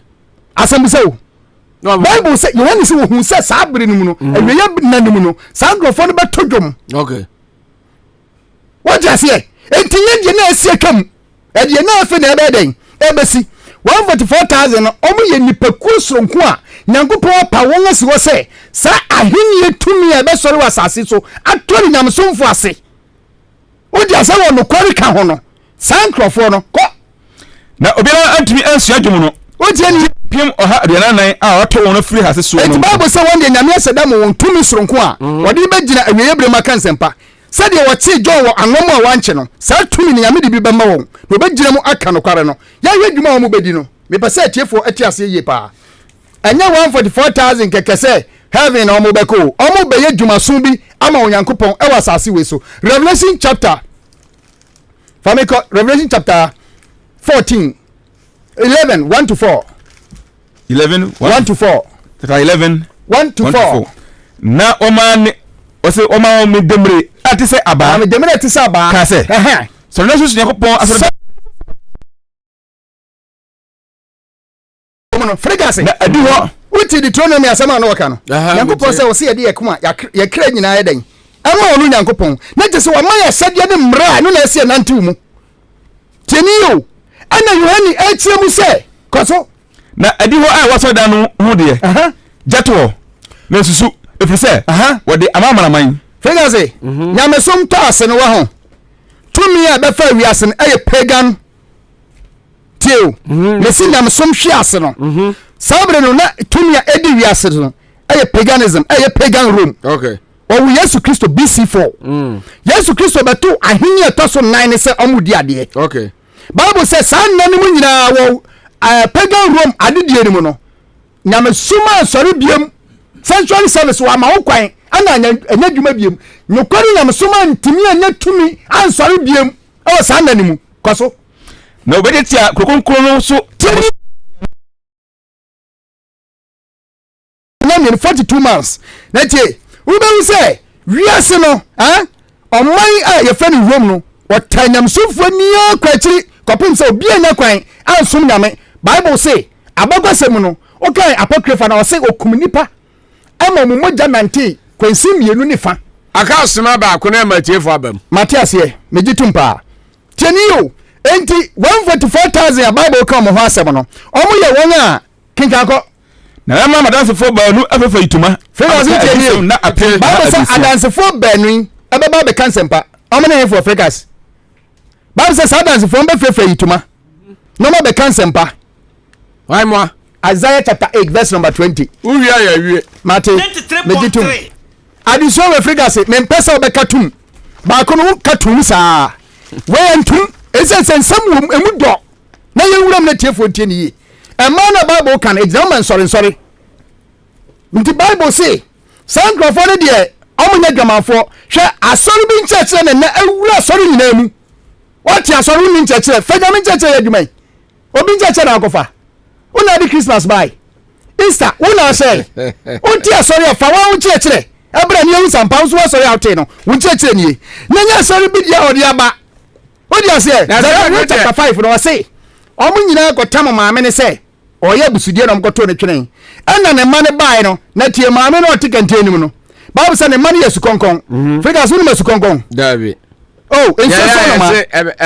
eno ma no omu 19 so no. Okay. Well, Bible mu omu ye chiwade ne Yakobon de eno ma omu ye chiwade gira ma ade ho nte. Okay. Enti san su konkon mienu no omkota maame na omkoto ne twene sinsre so. Ye ka sinsre so a ba bia bosomso hya ase e wa asase so. Ana omkoto ne twene so ye chiwade. Mu wie ya maame na mu so ye chiwade ne ne ye na mo ye. O sa dan me ka cho say akane no na nka ye mududo na ye the pagan Rome omo ensese o mamambre a omo ye ho na nka ye de toto sabio asori konkru Roma ho esoro asori ne soro oman etumia na omudi o dia se etiaba ne sei ana fedie ensese a asori ba tan di adwuma no eno na sori nyira musumu ye bi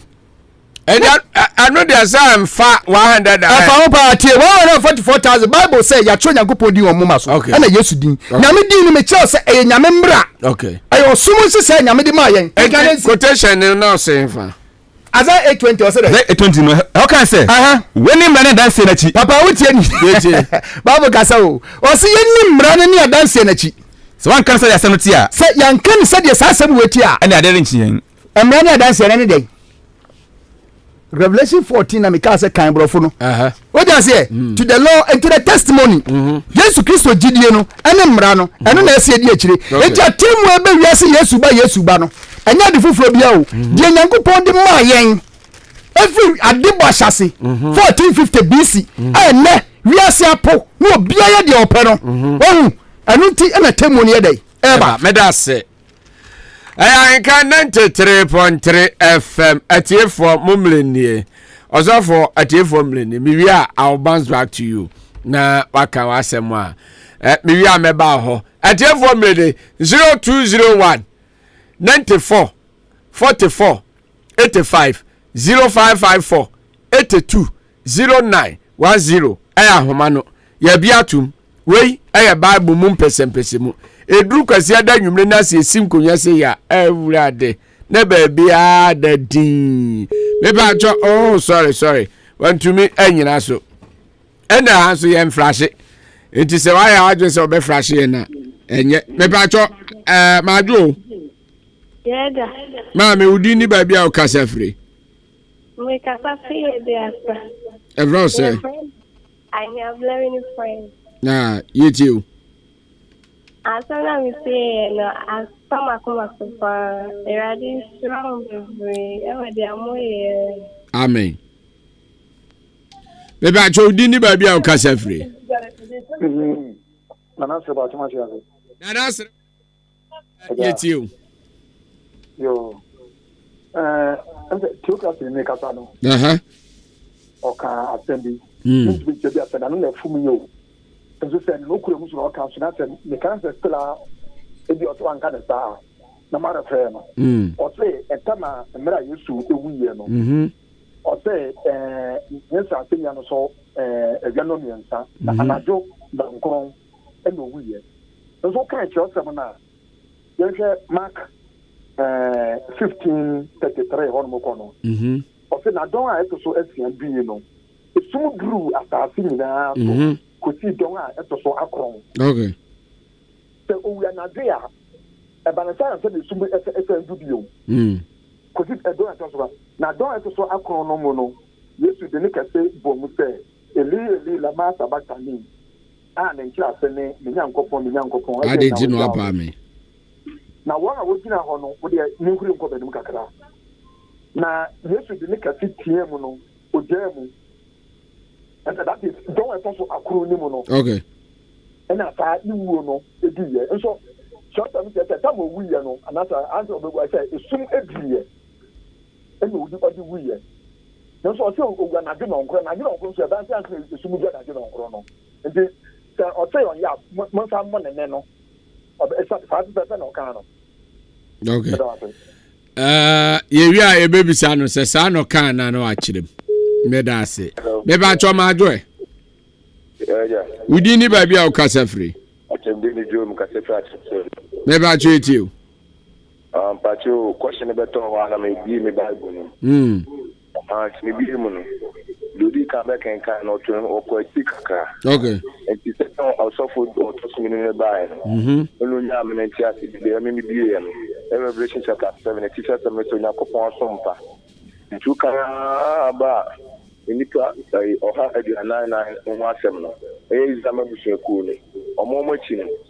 Yebenya ahotifo kunimdifo. No dear amama memufo. Enye zafo no. Amama memufo chi. Sofu no di kan de ase okwachi kaka. Aha. Okay. Yeah, that's it. Ose ni dindi adu Samuel. Ose ohe life ewo kasua. Ose osofo Daniel Apo. Oba eno no. Ose Ahenkan FM. No size. 0201 944485055 820910 eya homano ye nyina so edamu live e Facebook ubetimi ahweye eya Ahenkan 93.3 FM me ba cho majo Hello e ba cho majo ja papa udi ni ba bia o kasa free FM Benjamin me kasa fatnase ben yeti o asema mukan dia asema kuma so pa nyankopon hira mu na sene ebesa etie mu ya da se mo ya hira ko so anatie sanse adepa ene eton ne ho me ba cho majo Haro yeah majo me jo so pa ya mi hira udi ni ba bia o kasa free ba jo so pa ikini ozofo aze yeti o yana mase ne etifu nyina so ne buase se moyira mhona muti na program e koso na takra me kan se Bible no yes ewo the body ewo personal body pa mayan so shadow num se so shadow num a ebia no body ni kwa shadow num be free yansem ana de meka bi hu se etifu na eyo muti ni so no mo bi mfa question bi say at or take osofo bi mesre eya disunya na de si hu say ye wurade Yesu Kristo no oya de a nipa ehu de bia obi ti sound ti say Russia play no ye hu ni sa enu ti manye wadin say obetake osofo bi na botre na tie na ahobrase ni di hu bi nipa wu ni ahobrase wu ti mi suya de ana de bia nyankopon so work through simplicity sana si hu no enu ti wani baba ahosoro no okọ na nyame wantwam anyaye yeda sofo apel ani omo aka sofo ba ko ya mere fim ya apia yeda mu nyina ase na de mesre kakra ne minim apia on se yankopon no ya watre laws physical law natural law spiritual law and then nyame se yensum ne honhom ne nukurim eti se uyusu natural be bibiri awan ha be bi jinia makakra enuti yesere bibiri ayana wa manyamara ko huhumba me hu say ademrase mi hia too much emrase mi hia pa andi ensam no yeka na dia ko timrase me say yakobon zo ademra na de ye wiase emra na de ye wiase pa ba asem no yeka asem na wo say etiefo no enyo bia na bia sabia wadu pepe so awo no eti ko eno u kotukotation ni bibiri dia no so ne ade betete ya ho yese Bible Mpensenmpensenmu eti no besre bebri mo mayade na 144,000 ne de eno ana sofo Steven aka no yedase yedamase me ba cho di ni ba bia o ka safri ba cho ba na Steven Steve bibi amoko de na mi adum na mpa cho ba ko so won ya mi adum okura yimu na nyame ase nana wotu akọ the friend nana tibu dako why vedaze really era mo sinin cheche ma odeba ya jeni se am do bi that 144,000 na de ko ya yes ana so for apose omo de omo head dada na Yesu bo be kon no aba na Yesu ma ya na nye ahotifo ni no ma Yesu oba be kon na kakra no be ni bisa se That is idea and a son at the moon number. Okay. Because John was not can start 10 months here. I didn't know when you go heaven. The battle with him. Me too. And once at the moon, my idea. Women think go ahead in money. It's the only as I say 144,000 and your mom was, and I have to walk quiet on a young woman and your libico. The baby when I'm not for me, the uncle on Yako. It is 144,000 and there. I saw one of the Dozu, if we enter him. At the Yamma or some Nagirano, Nagating for the Ababa, and Pacho with the Adi. As the last week, I send this. The Idica is there. So far, because of I wanted to make a Bana in 49 in the Commission. Now, Revelation chapter 4, verse number 5 to 7. Or born in a year, I guess there's 7 golden lampstand. Sikako content the Johnson. Lepacho, I'm the what take it. So for a friend, your drama and call Frey, but your video will be or take him, M. or cafe, and run it about in a nuclear. Let us see so many answers. Send a nuclear. Some more cannot suppose in water. And that's the good in Lantana, which was getting. Because no one about the 7th Spirit of God, but don't tell me. And one of the 7th Spirit of God, no Homa and Manya Kupon about. Who decide him and fear, and I'll be near the 7th Spirit. And no one at the other by 9 come with you. And then in 49, they come with you at anything. But don't think. You question. Last week was so far. And call last week, young can Nasem, and call last week. Did I was it? And another better on woman on the fair. Last week, the Mebo de Mekazam like a brown sorry, be better. Now, I say, and no, Kwa, you're very confused, Kakra, because last week you are free. Abba, new arrow. And then I rest my case. Thank you, Yadas. You be you are no. Maybe I told Udini baby, I'll catch a free. But your friend could feel from the Go via you. If I told you, so nothing I know. Abebe and so on. Who knew a born of a hen and asked him. The whole idea is here, papa. The time I saw for me, a breed a feast of worms. Now, yes, kiss to the kind, the Brenner the Swan, I tried you for a bed boss. If a father cannot earn no credit, if he said, that Brenner the Swan, I say a Christo food in our Cabo Moon. The one who any day and Brano, and not to use Christo again. You say, no, sir. For a sort of Donna Cabo, we are sorry now, we would do also and Cabo Moon. And when you do a 12 food, and then use Christo and more of our kind. You say, a comfort and a common, a name, Omini, Jay Aqua Babo. That is Henkom. You will, oh, about Ubewa. Benyesika Bema, Emma, according to one should be dear. Sabe. Bema, oh, I found them one. It look as a Oma or Babon Pie. Yes, and I am called Sabia. Emma, and I said, do the Bessiano. Bema or Bema and one pie. If you say, I know my way, we are going to somewhere. Nipa and Papa. It's the Safone Canadian. Yeah, that's it. Yeah, that's it. God bless you. 02019444850554 820910. Sir, Obama, as someone ne yakano, and I can was them. What can different issue be a bit cattle? The Bajodini baby or Casa free. The floor say. Christabel. Elizabeth. Ede? You do Elizabeth, say Elizabeth. The pastor, I don't know. That was the amount of receiving a casa face. Macatavius are not of an acano. Or Mocasa piano, sir. In 10 days, Mocasa found I am an Indian of her. And the pastor, I'm almost so much as okay, my TV does it. We didn't even be our casa free. Breakers. Mira. Breakers. Yes, sir. Why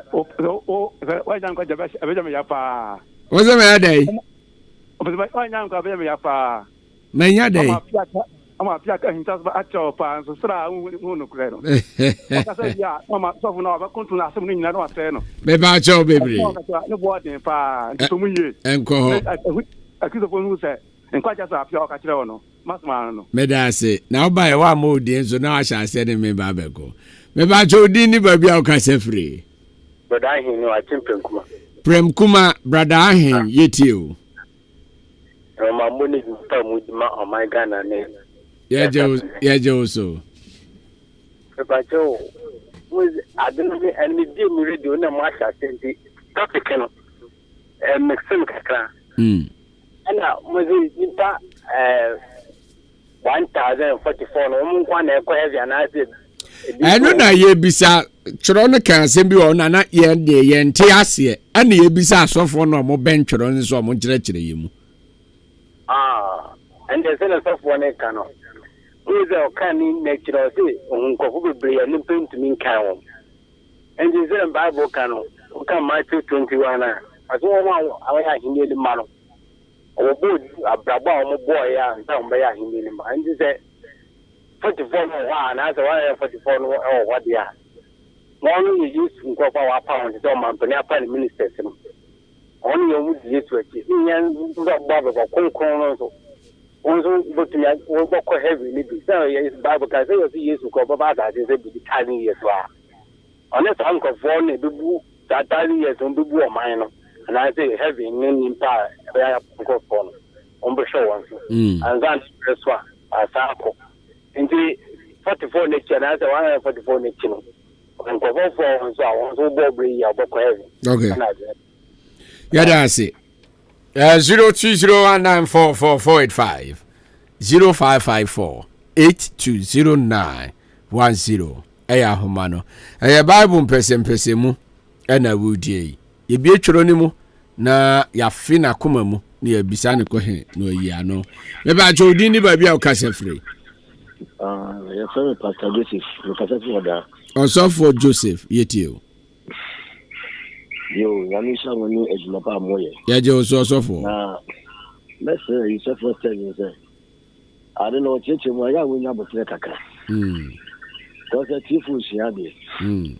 I really we hanu akofa we just to no akofa we anti aseni ntimi ejuma also wo chire mu no 144 no gwa na achire mu but once in kofu for so omusu jan yin wona nim so wo ho okay entin ka chire 144 so mi ehu we so because question that project is omonko na benya adana what you inquire go fam mra yan gaze mra ni mra na ebokwa ma yan ni hu na ne ni munyam oto mra twa wa ya me mo tra dia chire mu yi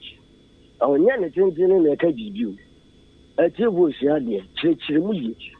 ne bono po go se de bia mi ti as mi ti ana ya ira ati fo adre mesre pass ya wonya botre okay no more points me ntati yo mo ni nya no nyaduma Osofo ya da ase me ba jo di ni ba bia o ka se free Bacha brother Steven here. Wasa babiem. No cry, my son. Akade ayin. Kakrebi na mbese medika. Yetio. O program here me dey ntimi fe ba kokora me hu ntome. Yetio. Bo kaka mbese me kaka woni. Bianse na e wona mpe Nyankopon obo ade a. Ode ne mra esi ho man pa. Yeah. Bibie ni wa obekọ e wa asasi so emna ni wa tabi ahini ya obese ogodi ohini fosu wonu ma obese oye ohini fosu man na ngasa na e wo ho ne wo mra e wo ho e chichiri kuro emra me na nan mo de chichiri kuro no that's it eti se bi o ti se peni bi e bo e fini sen titi e don e fini sen gongon ni bi ni akasi o na na se e bo 6 o'clock am obi anko nzio mu a e wo fosu kuro ma nzio na da mo obi anko ma anyamra ni acha to emra enti adentina yesu Nyankopon na obi pese sofu bi cheche mu na okokase emna na da wona yemfa nso Nyankopon ankasa ye enye na ebo nyame na ebo ye ana o so di mra wo yapo ni pata se ni so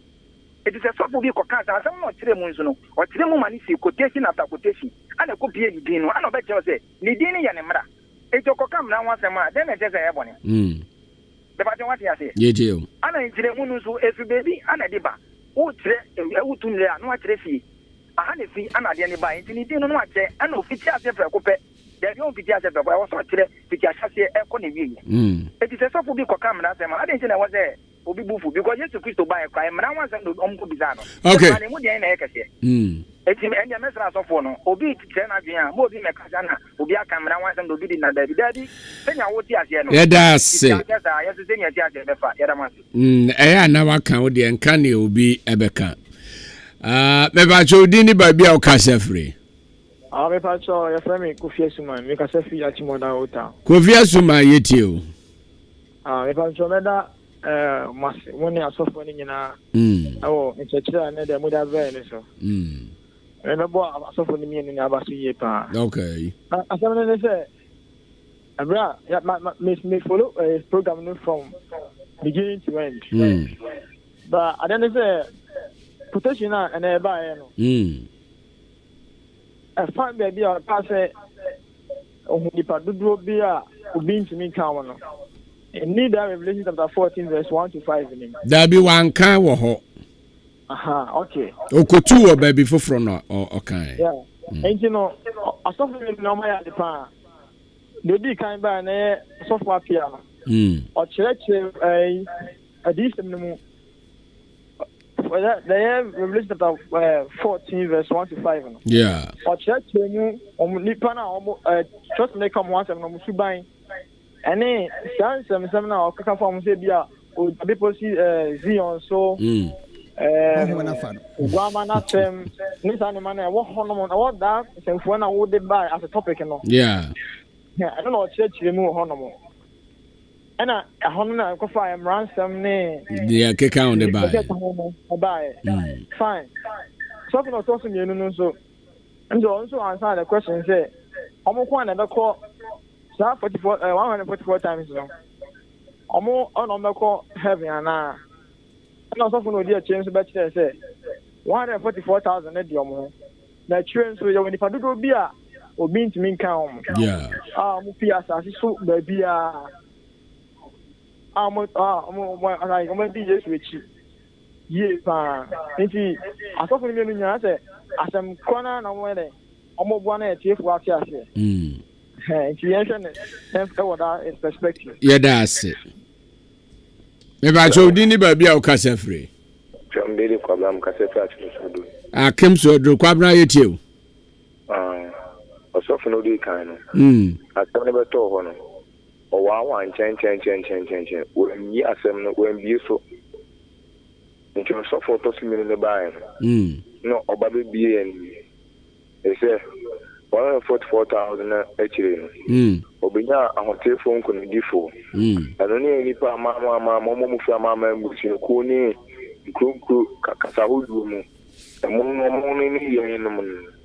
A hotel phone could be for 144,000 a year. Ya power. Okay. Into a money Yakupon no mobile. A Babajan hotel phone couldn't be for. Okay. Quotation Babatoa, or so for no decan or so share. Or show quotation and or show assembly. No one was assembly any man fan change. As a brother Bansu the Obetua. Oh, one in China, na or their was a preoccupy. No two. Far Fred Juma Deno, my men Faba Queen Fan Count the infancy. Maybe I told you never be a Cassafrey. But you are so up here, Milana Messacasa. Azavo, so Abaco. I am a babaco. Yeah, yeah. Yen Cassan condemn Obia, dear chief for Mr. Mumuti Mayan. Omuna yade. But now, Bibina make us say, if we are, won't say so back on the sort of captain. A gross will be sad. Who blow hot my won't mean back you move. Don't say the Mokano. It is a point. It is a only Yankwana, there be a normal corner. A children, a kumba, a man united in both back because you didn't marry. A one you view, a hinting a children, the Padu number saying Yankwa. And an easy for Nankasano, and yet 144 Nankwa, easy for Nankasimono. Be better Yankwa. Amen. Amen, yeah, that's it. Yeah, Vafrephobia BM. Also, for Obibisa question, be said. That 144 now, what can on Asemono? that is Stephen Crown ebisa ye ana me boa osofo apa o Stephen ebisa asa question o say den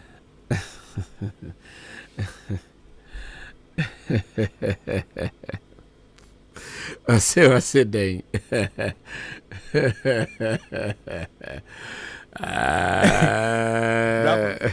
My main can also last week na me catch me you be our how because also for calling na nya me after me about tie beba my main can question na year no my man obisa me no say sa 144 no omo wo esoro ho a omo anya de omo be free ha e na akwa na se omo fisuro na eba na asem obisaye no brako ku he o edu ba bia asem eba mtomo amofre ni na ya crusulai no se ye be ma no kra ebe boa yen ye be ba no kra ebe boa yen hwe no kwa wo bible mu no wo di asem no to ho a unim last 3 weeks me can say I think 4 weeks 1 month kra ni say nyankopon enhihye bi a eye say generation no eye 40 30 to 40 Stephen say how dey you me ka dey achiro ya free order da intia refer ko ho unim sel okai wo ma ne kan ya na me ka kire ne say ya free ho mi di bua wasem no me nka asembɔ na menim sɛ oba be ka me nka asembɔ ne mi di bua wasem mi di bua wasem no me nka no asembɔ ne bi ankyere okay according to bible no 30 to 40 obi be ma contribution or say generation no 100 years or say the obema contribution no ope ono ne de no ese mi American bible mu no kre no oti o brakoku eneyi nso okasa no o say ma obi nkondeme ono ne sofo de awaka na wu ze ne sofo ya hine ya wa ha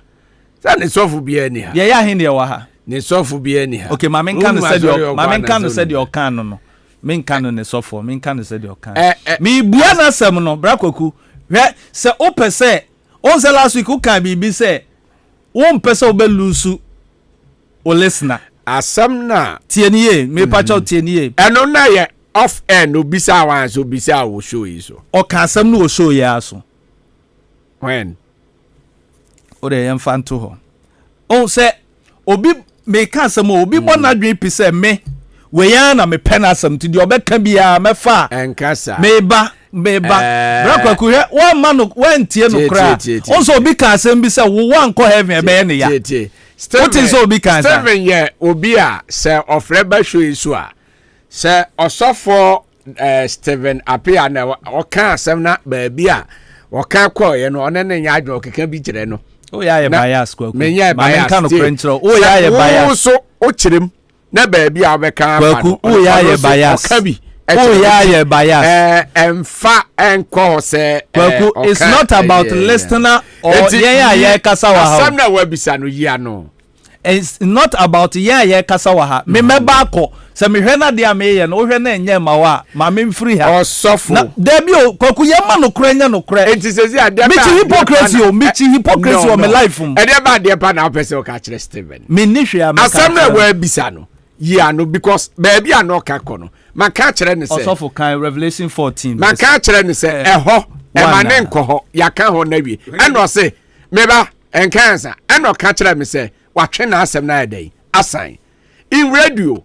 se obi eba na okasa na so nya kasa watwe asan a ye mfa nya asem biem ye nkan wa asem biem so atmase sa na radio tie wewe enti se okasa na so kasa watwe asan a enya sa chenchera mensanfo so no nkan asem no watwe asan biema so for no nkan na asem enti miti asem na okano Yohane adisa ngoma tido na nyimba kono na mi hunu na hwe adwama no gina za ya meposo na mpem aha aduana nan a otwetwere ni din ni na je din wo moma so no eka ne ho me pacho me question is say Yesu ba ha no no oba asase so no yehu say 144,000 edinachi no but ose de ben science studio na me huni na hwe adwama no gina Zion bepo so adwama no ogina Zion bepo ana oba be gina so oso ogina so oso oba na oso ogina so oso ogina so ogina Zion bepo so ha na mpem ohaduanan a otwetwe ne din ni na din no won so no kan ho omo be kan ho ana omo kan ho omo kan ho o say we no ne omo a baby bia ogama no be kono omo di na chi okay heaven na Kristo wo no o wo ne cabinet team okay tieniye o wo ne cabinet team wo say tema papa kasa wie no na me se ma me 1 minute bi e na wa amfa ma me han say me kan no anka bia question we nyina amba okay but ye sa 144,000 no omo kan ho a baby bia obekọ e wo heaven no omo di na chi okay they are the angels, they are the spirits, they are the bodies omo ka Yesu ho ene na egbu ne man tieniye mo omo nye nipa o se omo free tieniye o Peter no mu nyina hunu se omo free mu ko dada o okay omo nye nipa afa na omo ho okay omo na free mu ko because Yesu akasa kan ye se mo ne nipa Misre John chapter 17 Yesu Kristo se mo ne nipa mo be ka me ho ne ye bu Israel Martin Yesu ne kan asam no se we no mo ne nipa o be ka me ho ne me ye bu Israel Martin unim Bible mo asam no kwakwati se moja e wo nipa mu okay de wo wakoma mu no ekwa kofa ona ase na saba abefa wakoma mu bio eno na ero ane koba nti wo se obi kasa no kan se mi quotation na mi ka 144 no man ko to wo de ne first okay na mi ko 2 obi Revelation chapter 7 yes Revelation chapter 7 no ena dwumadie ni nyina ahya ase tie ni yo adwuma na Kristo eye no enya ne ena ahya ase ohunu se 2000 years abesin ko enti 2000 years no enipa bia ye yi wo mu free asase so no yede omu koye Steven no mu nyina yede omu koye enya Steven me ka Bible Steven asama me ka ampacha ede wo sere na se Steven no mu nyina 93.3 yede omu koye Peter no mu nyina yede omu koye so ti Yesu Kristo na nkasa bompa ye se ja me pese we no omu ka me ho wo baby bia meko John chapter 17 okay baby bia meko me pese eja we no omu ka me ho enti all kind wahanum no o se Israel musuakuo mu John say chapter 7 no John say mi hunu yi na ye Israel busuakuo du mienu ni mu ene ye yi sa nipa ni free ye okay enti eye omo aye yi omo kodada okay tie ni yo na omo na wi omo adwumenti omo na esa eka Yesu ho ne na aba okay na omo bebu ye atiasefo na yenso ye ba be kona ten okay enti enye se Yesu ba no ba piki nkrofo wasase 144 no wedi ka pick wo okay baby obeko bia oni omo na ekọ na Bible say eye Israel busuakuo mu okay enti dia me pesa me di twa to ma otiefo bia ni yen a ma me sense so bio yen a Kristo ahye yen so no yen a Kristo wasili yen no abribia oyi na hinta samo kire yen enti na me ka kire se kwaku me 100 years plan Kristo obedia de for 1000 years wasase we so edia de both heaven and earth baby bia only hell onkwana onko but asase we so ne heaven no Yesu ba oba no obedia de for 1000 years na sa 1000 years e 100 years plan ena me gusu amede e ma no ba ko ne se bana oba no one na bofo no na e ba na tie yen ya wasili yen no unim ho wo sila unim ho unia unim because e ya komemu asem na America no nti yen wasili yen no eni dwumedi ode ye ba be di no tie ode heaven e connect with earth nti bibia oba be ye no 144,000 na ode omo no those spirits no men can say those spirits na make say those body no owo 144,000 bion so wa asase we so a omo no be connect yen tieni o omo no be connect yen enti sa battle na ye ko no physical one no 144 na ye physical body ayewo we no ye na ye be fight in the physical na spiritual one so no yesu di omo ba no omo so fight in the spiritual minim say dey make wo tia on say last sofo appear sofo Isaac oba o say angels no tie ni o heaven connection beti ya make say say heaven connect me and metumi aka heaven adwen without connection from heaven no mean to me ka heaven adwen enti bribe bia ya beye wasase bible say bebie ni hono nipa beye wasase so ya mfam free surama na obetumi aye enti so won say me ye bribia eye ahokeka dia na ye extra e kire say obi nso wo heaven a o connect me na me ye sa ade no wasase so nti no say ma wahenie na e wo soro no ebimra asase so nti wo hwe Moses say ya de etia wo soro no eno no connect no ye wo asase in question no say be simple no 144,000 omo ewo heaven dada yes enyame na me kan yo bible no na kan enyame na me kan bible no na kan be obeko bia o ya dase ene epeti ye me na ebre chia ne enko nyame nsere tiefo nyina fa number no ene me hia o chena me hia o nti me hia wa na wafre na ye di nkomo nyame ensira obibia me number no eye 02784700063 02784700063 and I say 0593 40 53 50 0593 40 53 50 nyame nhyira metiefo enyina ene obi bia otie sa chro ensami ene omo nso a efreme na omo bisa question na omo ne me esua de nyame nhyira obi bia okay yada so for Daniel so for Steven obi busa me question so wa ma kwan na menya no se me na wabi pedase frika se nyame nhyira ho ade ezan ma twema no pa wo 4 minutes yo asem na nipa ne busa no metiti so kakra na masre na nka ebre pamu no ubia na yetime matiefo hu ebre a sese a yede adwuma no ene se de achinchim aye de me kan na wanti ase onse o bible bi ne me ka cho se fensi abi because ensema wo me ne King James version no enhia okay time na ye ka ho asem frikase Genesis chapter 1 kinka bible no na me fen intwa to ne enko ontie ne yepa Genesis chapter 1 verse number 5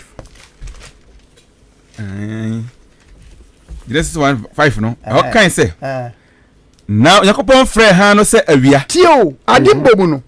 han no daylight sa na nyame frɛ no okay ka na esum no frɛ no night frɛ no anadwo night ade san ɛna ade san ade kyin ansa na de bɛkye de kan no ansa na nya da baako okay frika so tie nipa no wɔ hɔ a wontie ne yepa na onka nkyerɛ me sɛ ade bia na hyase yɛ sɛ me ana tenio time na yɛ use no adane Daniel 7:25 hwɛ etiefo nya botre bible say tumi bia basase we so adane nyankopɔn mmerɛ ene ne mmra emre na manfo mpayo enu no emre ne mmerɛ na adane no enu na ma wiase yɛ saa no nyame sɛ da esum di da kuro anim emre na manfo mpayo ansa ne be se da kuro bia sɛ frekas esum di da kuro bia ade san ade kyin de kan ade san sɛ ade tia ene nya da baako okay ba wiase yɛ tum sɛ sie wada no ahomache a wada dumienu ho no yesi da fofurom na da okay me kyerɛ de me se mabere na ye me kyerɛ time no mu na tiefo hu ni sɛ wiase ya dane me adan me ka kyerɛ sɛ obofo bi be sense so ka kyerɛ sɛ nyankopɔn sɛ obeba don etoso du baako a ye hu time no because ya dane no all right enti sade sana ade san ye free time na si fi donko afina esuma hyase enti sum ne don a edi kan ni tie fa don edi kan wo sum ne mu bra esum ne be kwa wieye no na han ne be ba no na abo don a etoso dumienu etese sum ne kura dum Yesu ka John chapter 9 o say enye don hwe dumienu na wade chie mu o ka daylight ne ho asem enti daylight kura 12 hours ana night ne su kura 12 na night ne di kan sa na day enti ye sheta ma se Africa se free 1 ya ko 2 3 4 saa na tie etubu nsa bible ahodo na aba no a mo atwotworo afi King James ne Revised Standard Version ni anom no ebi ohono ma wose don atoso miensa so they say awia no miensa saa na oka no awia nso mo no miensa because daylight na o hyasie say eye 12 dia e say ko 13 Engineer obisa question about say Yesu say wo ye sa don atoso enkron otre na nopa don atoso miensa awi ti o nopa oche na homache no nkron ana odi ne ho agro ma ne bo anopa no miensa enti na Bible say na don atoso nsia no na say wi don de atoso nsia the 6 hours of the day and the sumba asase so the 9th hour of the day and a Christo TM no we enti no ya be hwehwe honimu avec frigase mesra me pachi atiefo chew hwe on say me di kan bi sa mfiti asansa na me kasa me say offer quotation ba so go for chapter 14 verse 17 can start 17 now see chapter 14 verse 1 and two chapter verse 1 2 3 no ehu hia se enchire mana ehu hia anunti ena me di atiefo wura ho no etina me ka cho say ento sa de sua we mu 144,000 no me nyanka ho asem ubie kwan a ye beka ho asem ama tiefo ahu ba bi e wo hwade unyanka ho asem menka ho enko ba bia bi because wo kwa mepon wo hoja mesro me last na menka na tiefo enti asem enko ba bia bi oh frikase yem fan enka che na mepa wo hu me mo boy nanka next week o de fa ne say ene David na preachi do enye Goliath yem fa chef fridge oh wa bi empo anya he Revelation chapter yi na yem fa chef fridge yem na so okay mate we say Revelation chapter 7 no verse 9 no we hu 144,000 echi no Bible say Johannes so hu kofu bebere say omuso jejina ho ene obuso obofo no say na we muso firi he na obofo no ka chen say we muso eya trenefo a omuso ahwo omho asase so di nyame nokure ene omu gina ahenwa nanim nyame ahenwa na asase so wasoro enti sangofo no so no he nyame nhira enti na say Yesu ba oba no 144,000 ne wosoro na bebere benu opepipiku ano so ene ne wosoro ana nyame nhira me chetiefo say anya 144,000 na echo heaven 144,000 yankopon de omu bedi djuma bi sa bria echo mu okay ye be bisa ho asem biem yesi chi ane enko me da say entina entia kese enkoma the 7th day world congregation because ba kope asafuri Philadelphia na yankopon fai ose onu no kure yankopon akwankyere no akwankyere kan eduanso no ne kura enti world congregation of theocracy michia obibia mi hu de mi boni din de mi jan mi do obia nyame hiro obia me sa chia me ameyire Obapa Doris yagobo nhira no ka chen se me danase nyame nhira no mi chia me yire so awon pen chia ne okay ye fesi ya wa chia watu aso awon wa jatu all right chamai obechia obia na say enko yego medase o se me mfa enhye fridge mu enti ozofo apro bompa ne enko okronkron ne asedanka odin bio onam so akeka nokore enyina ensem yewura koso ama watiefo umma entie wasem na won sisa emu de eye emfanse odin ne monyam abra ye twa wo ma ye maranata yewura de Yesu yesrew se bra wo bai befa wo ma na boa won ne shira won mede afidie ehye won sa emu nipa nyina ahye won sa bo won ho ban ne shira won ma won fra domo enko adomo de waka nyinara mewura ma won entiase ewo mu na edon no wie peye na se osane eba yewura mfi se yede waseda ne wayeye ebema wo yeda wase so watie yen yekodai mayenda yesore nso abasa kase no enkutaye mu hwetiefo nyina so yi won free owuo musuo mu kosise yebehu wanim anim ne anim yeda wasese watie yen wo Yesu Kristo dimo ene yebɔ mpaye wadoye bebra ensada no nti amen amen. God bless you atiefo yede besia yankopon ya aduma next week yebeto aso nemum ka na hu se oyedanya Yesu Kristo obeba ne maya etosumi no ozo number na say yapon o number na yese mitie 0542 95 41 32 okay 0542 95 4132 Ozofo Steven number no momfrɛ no enti medi wasi yankopon ya adoma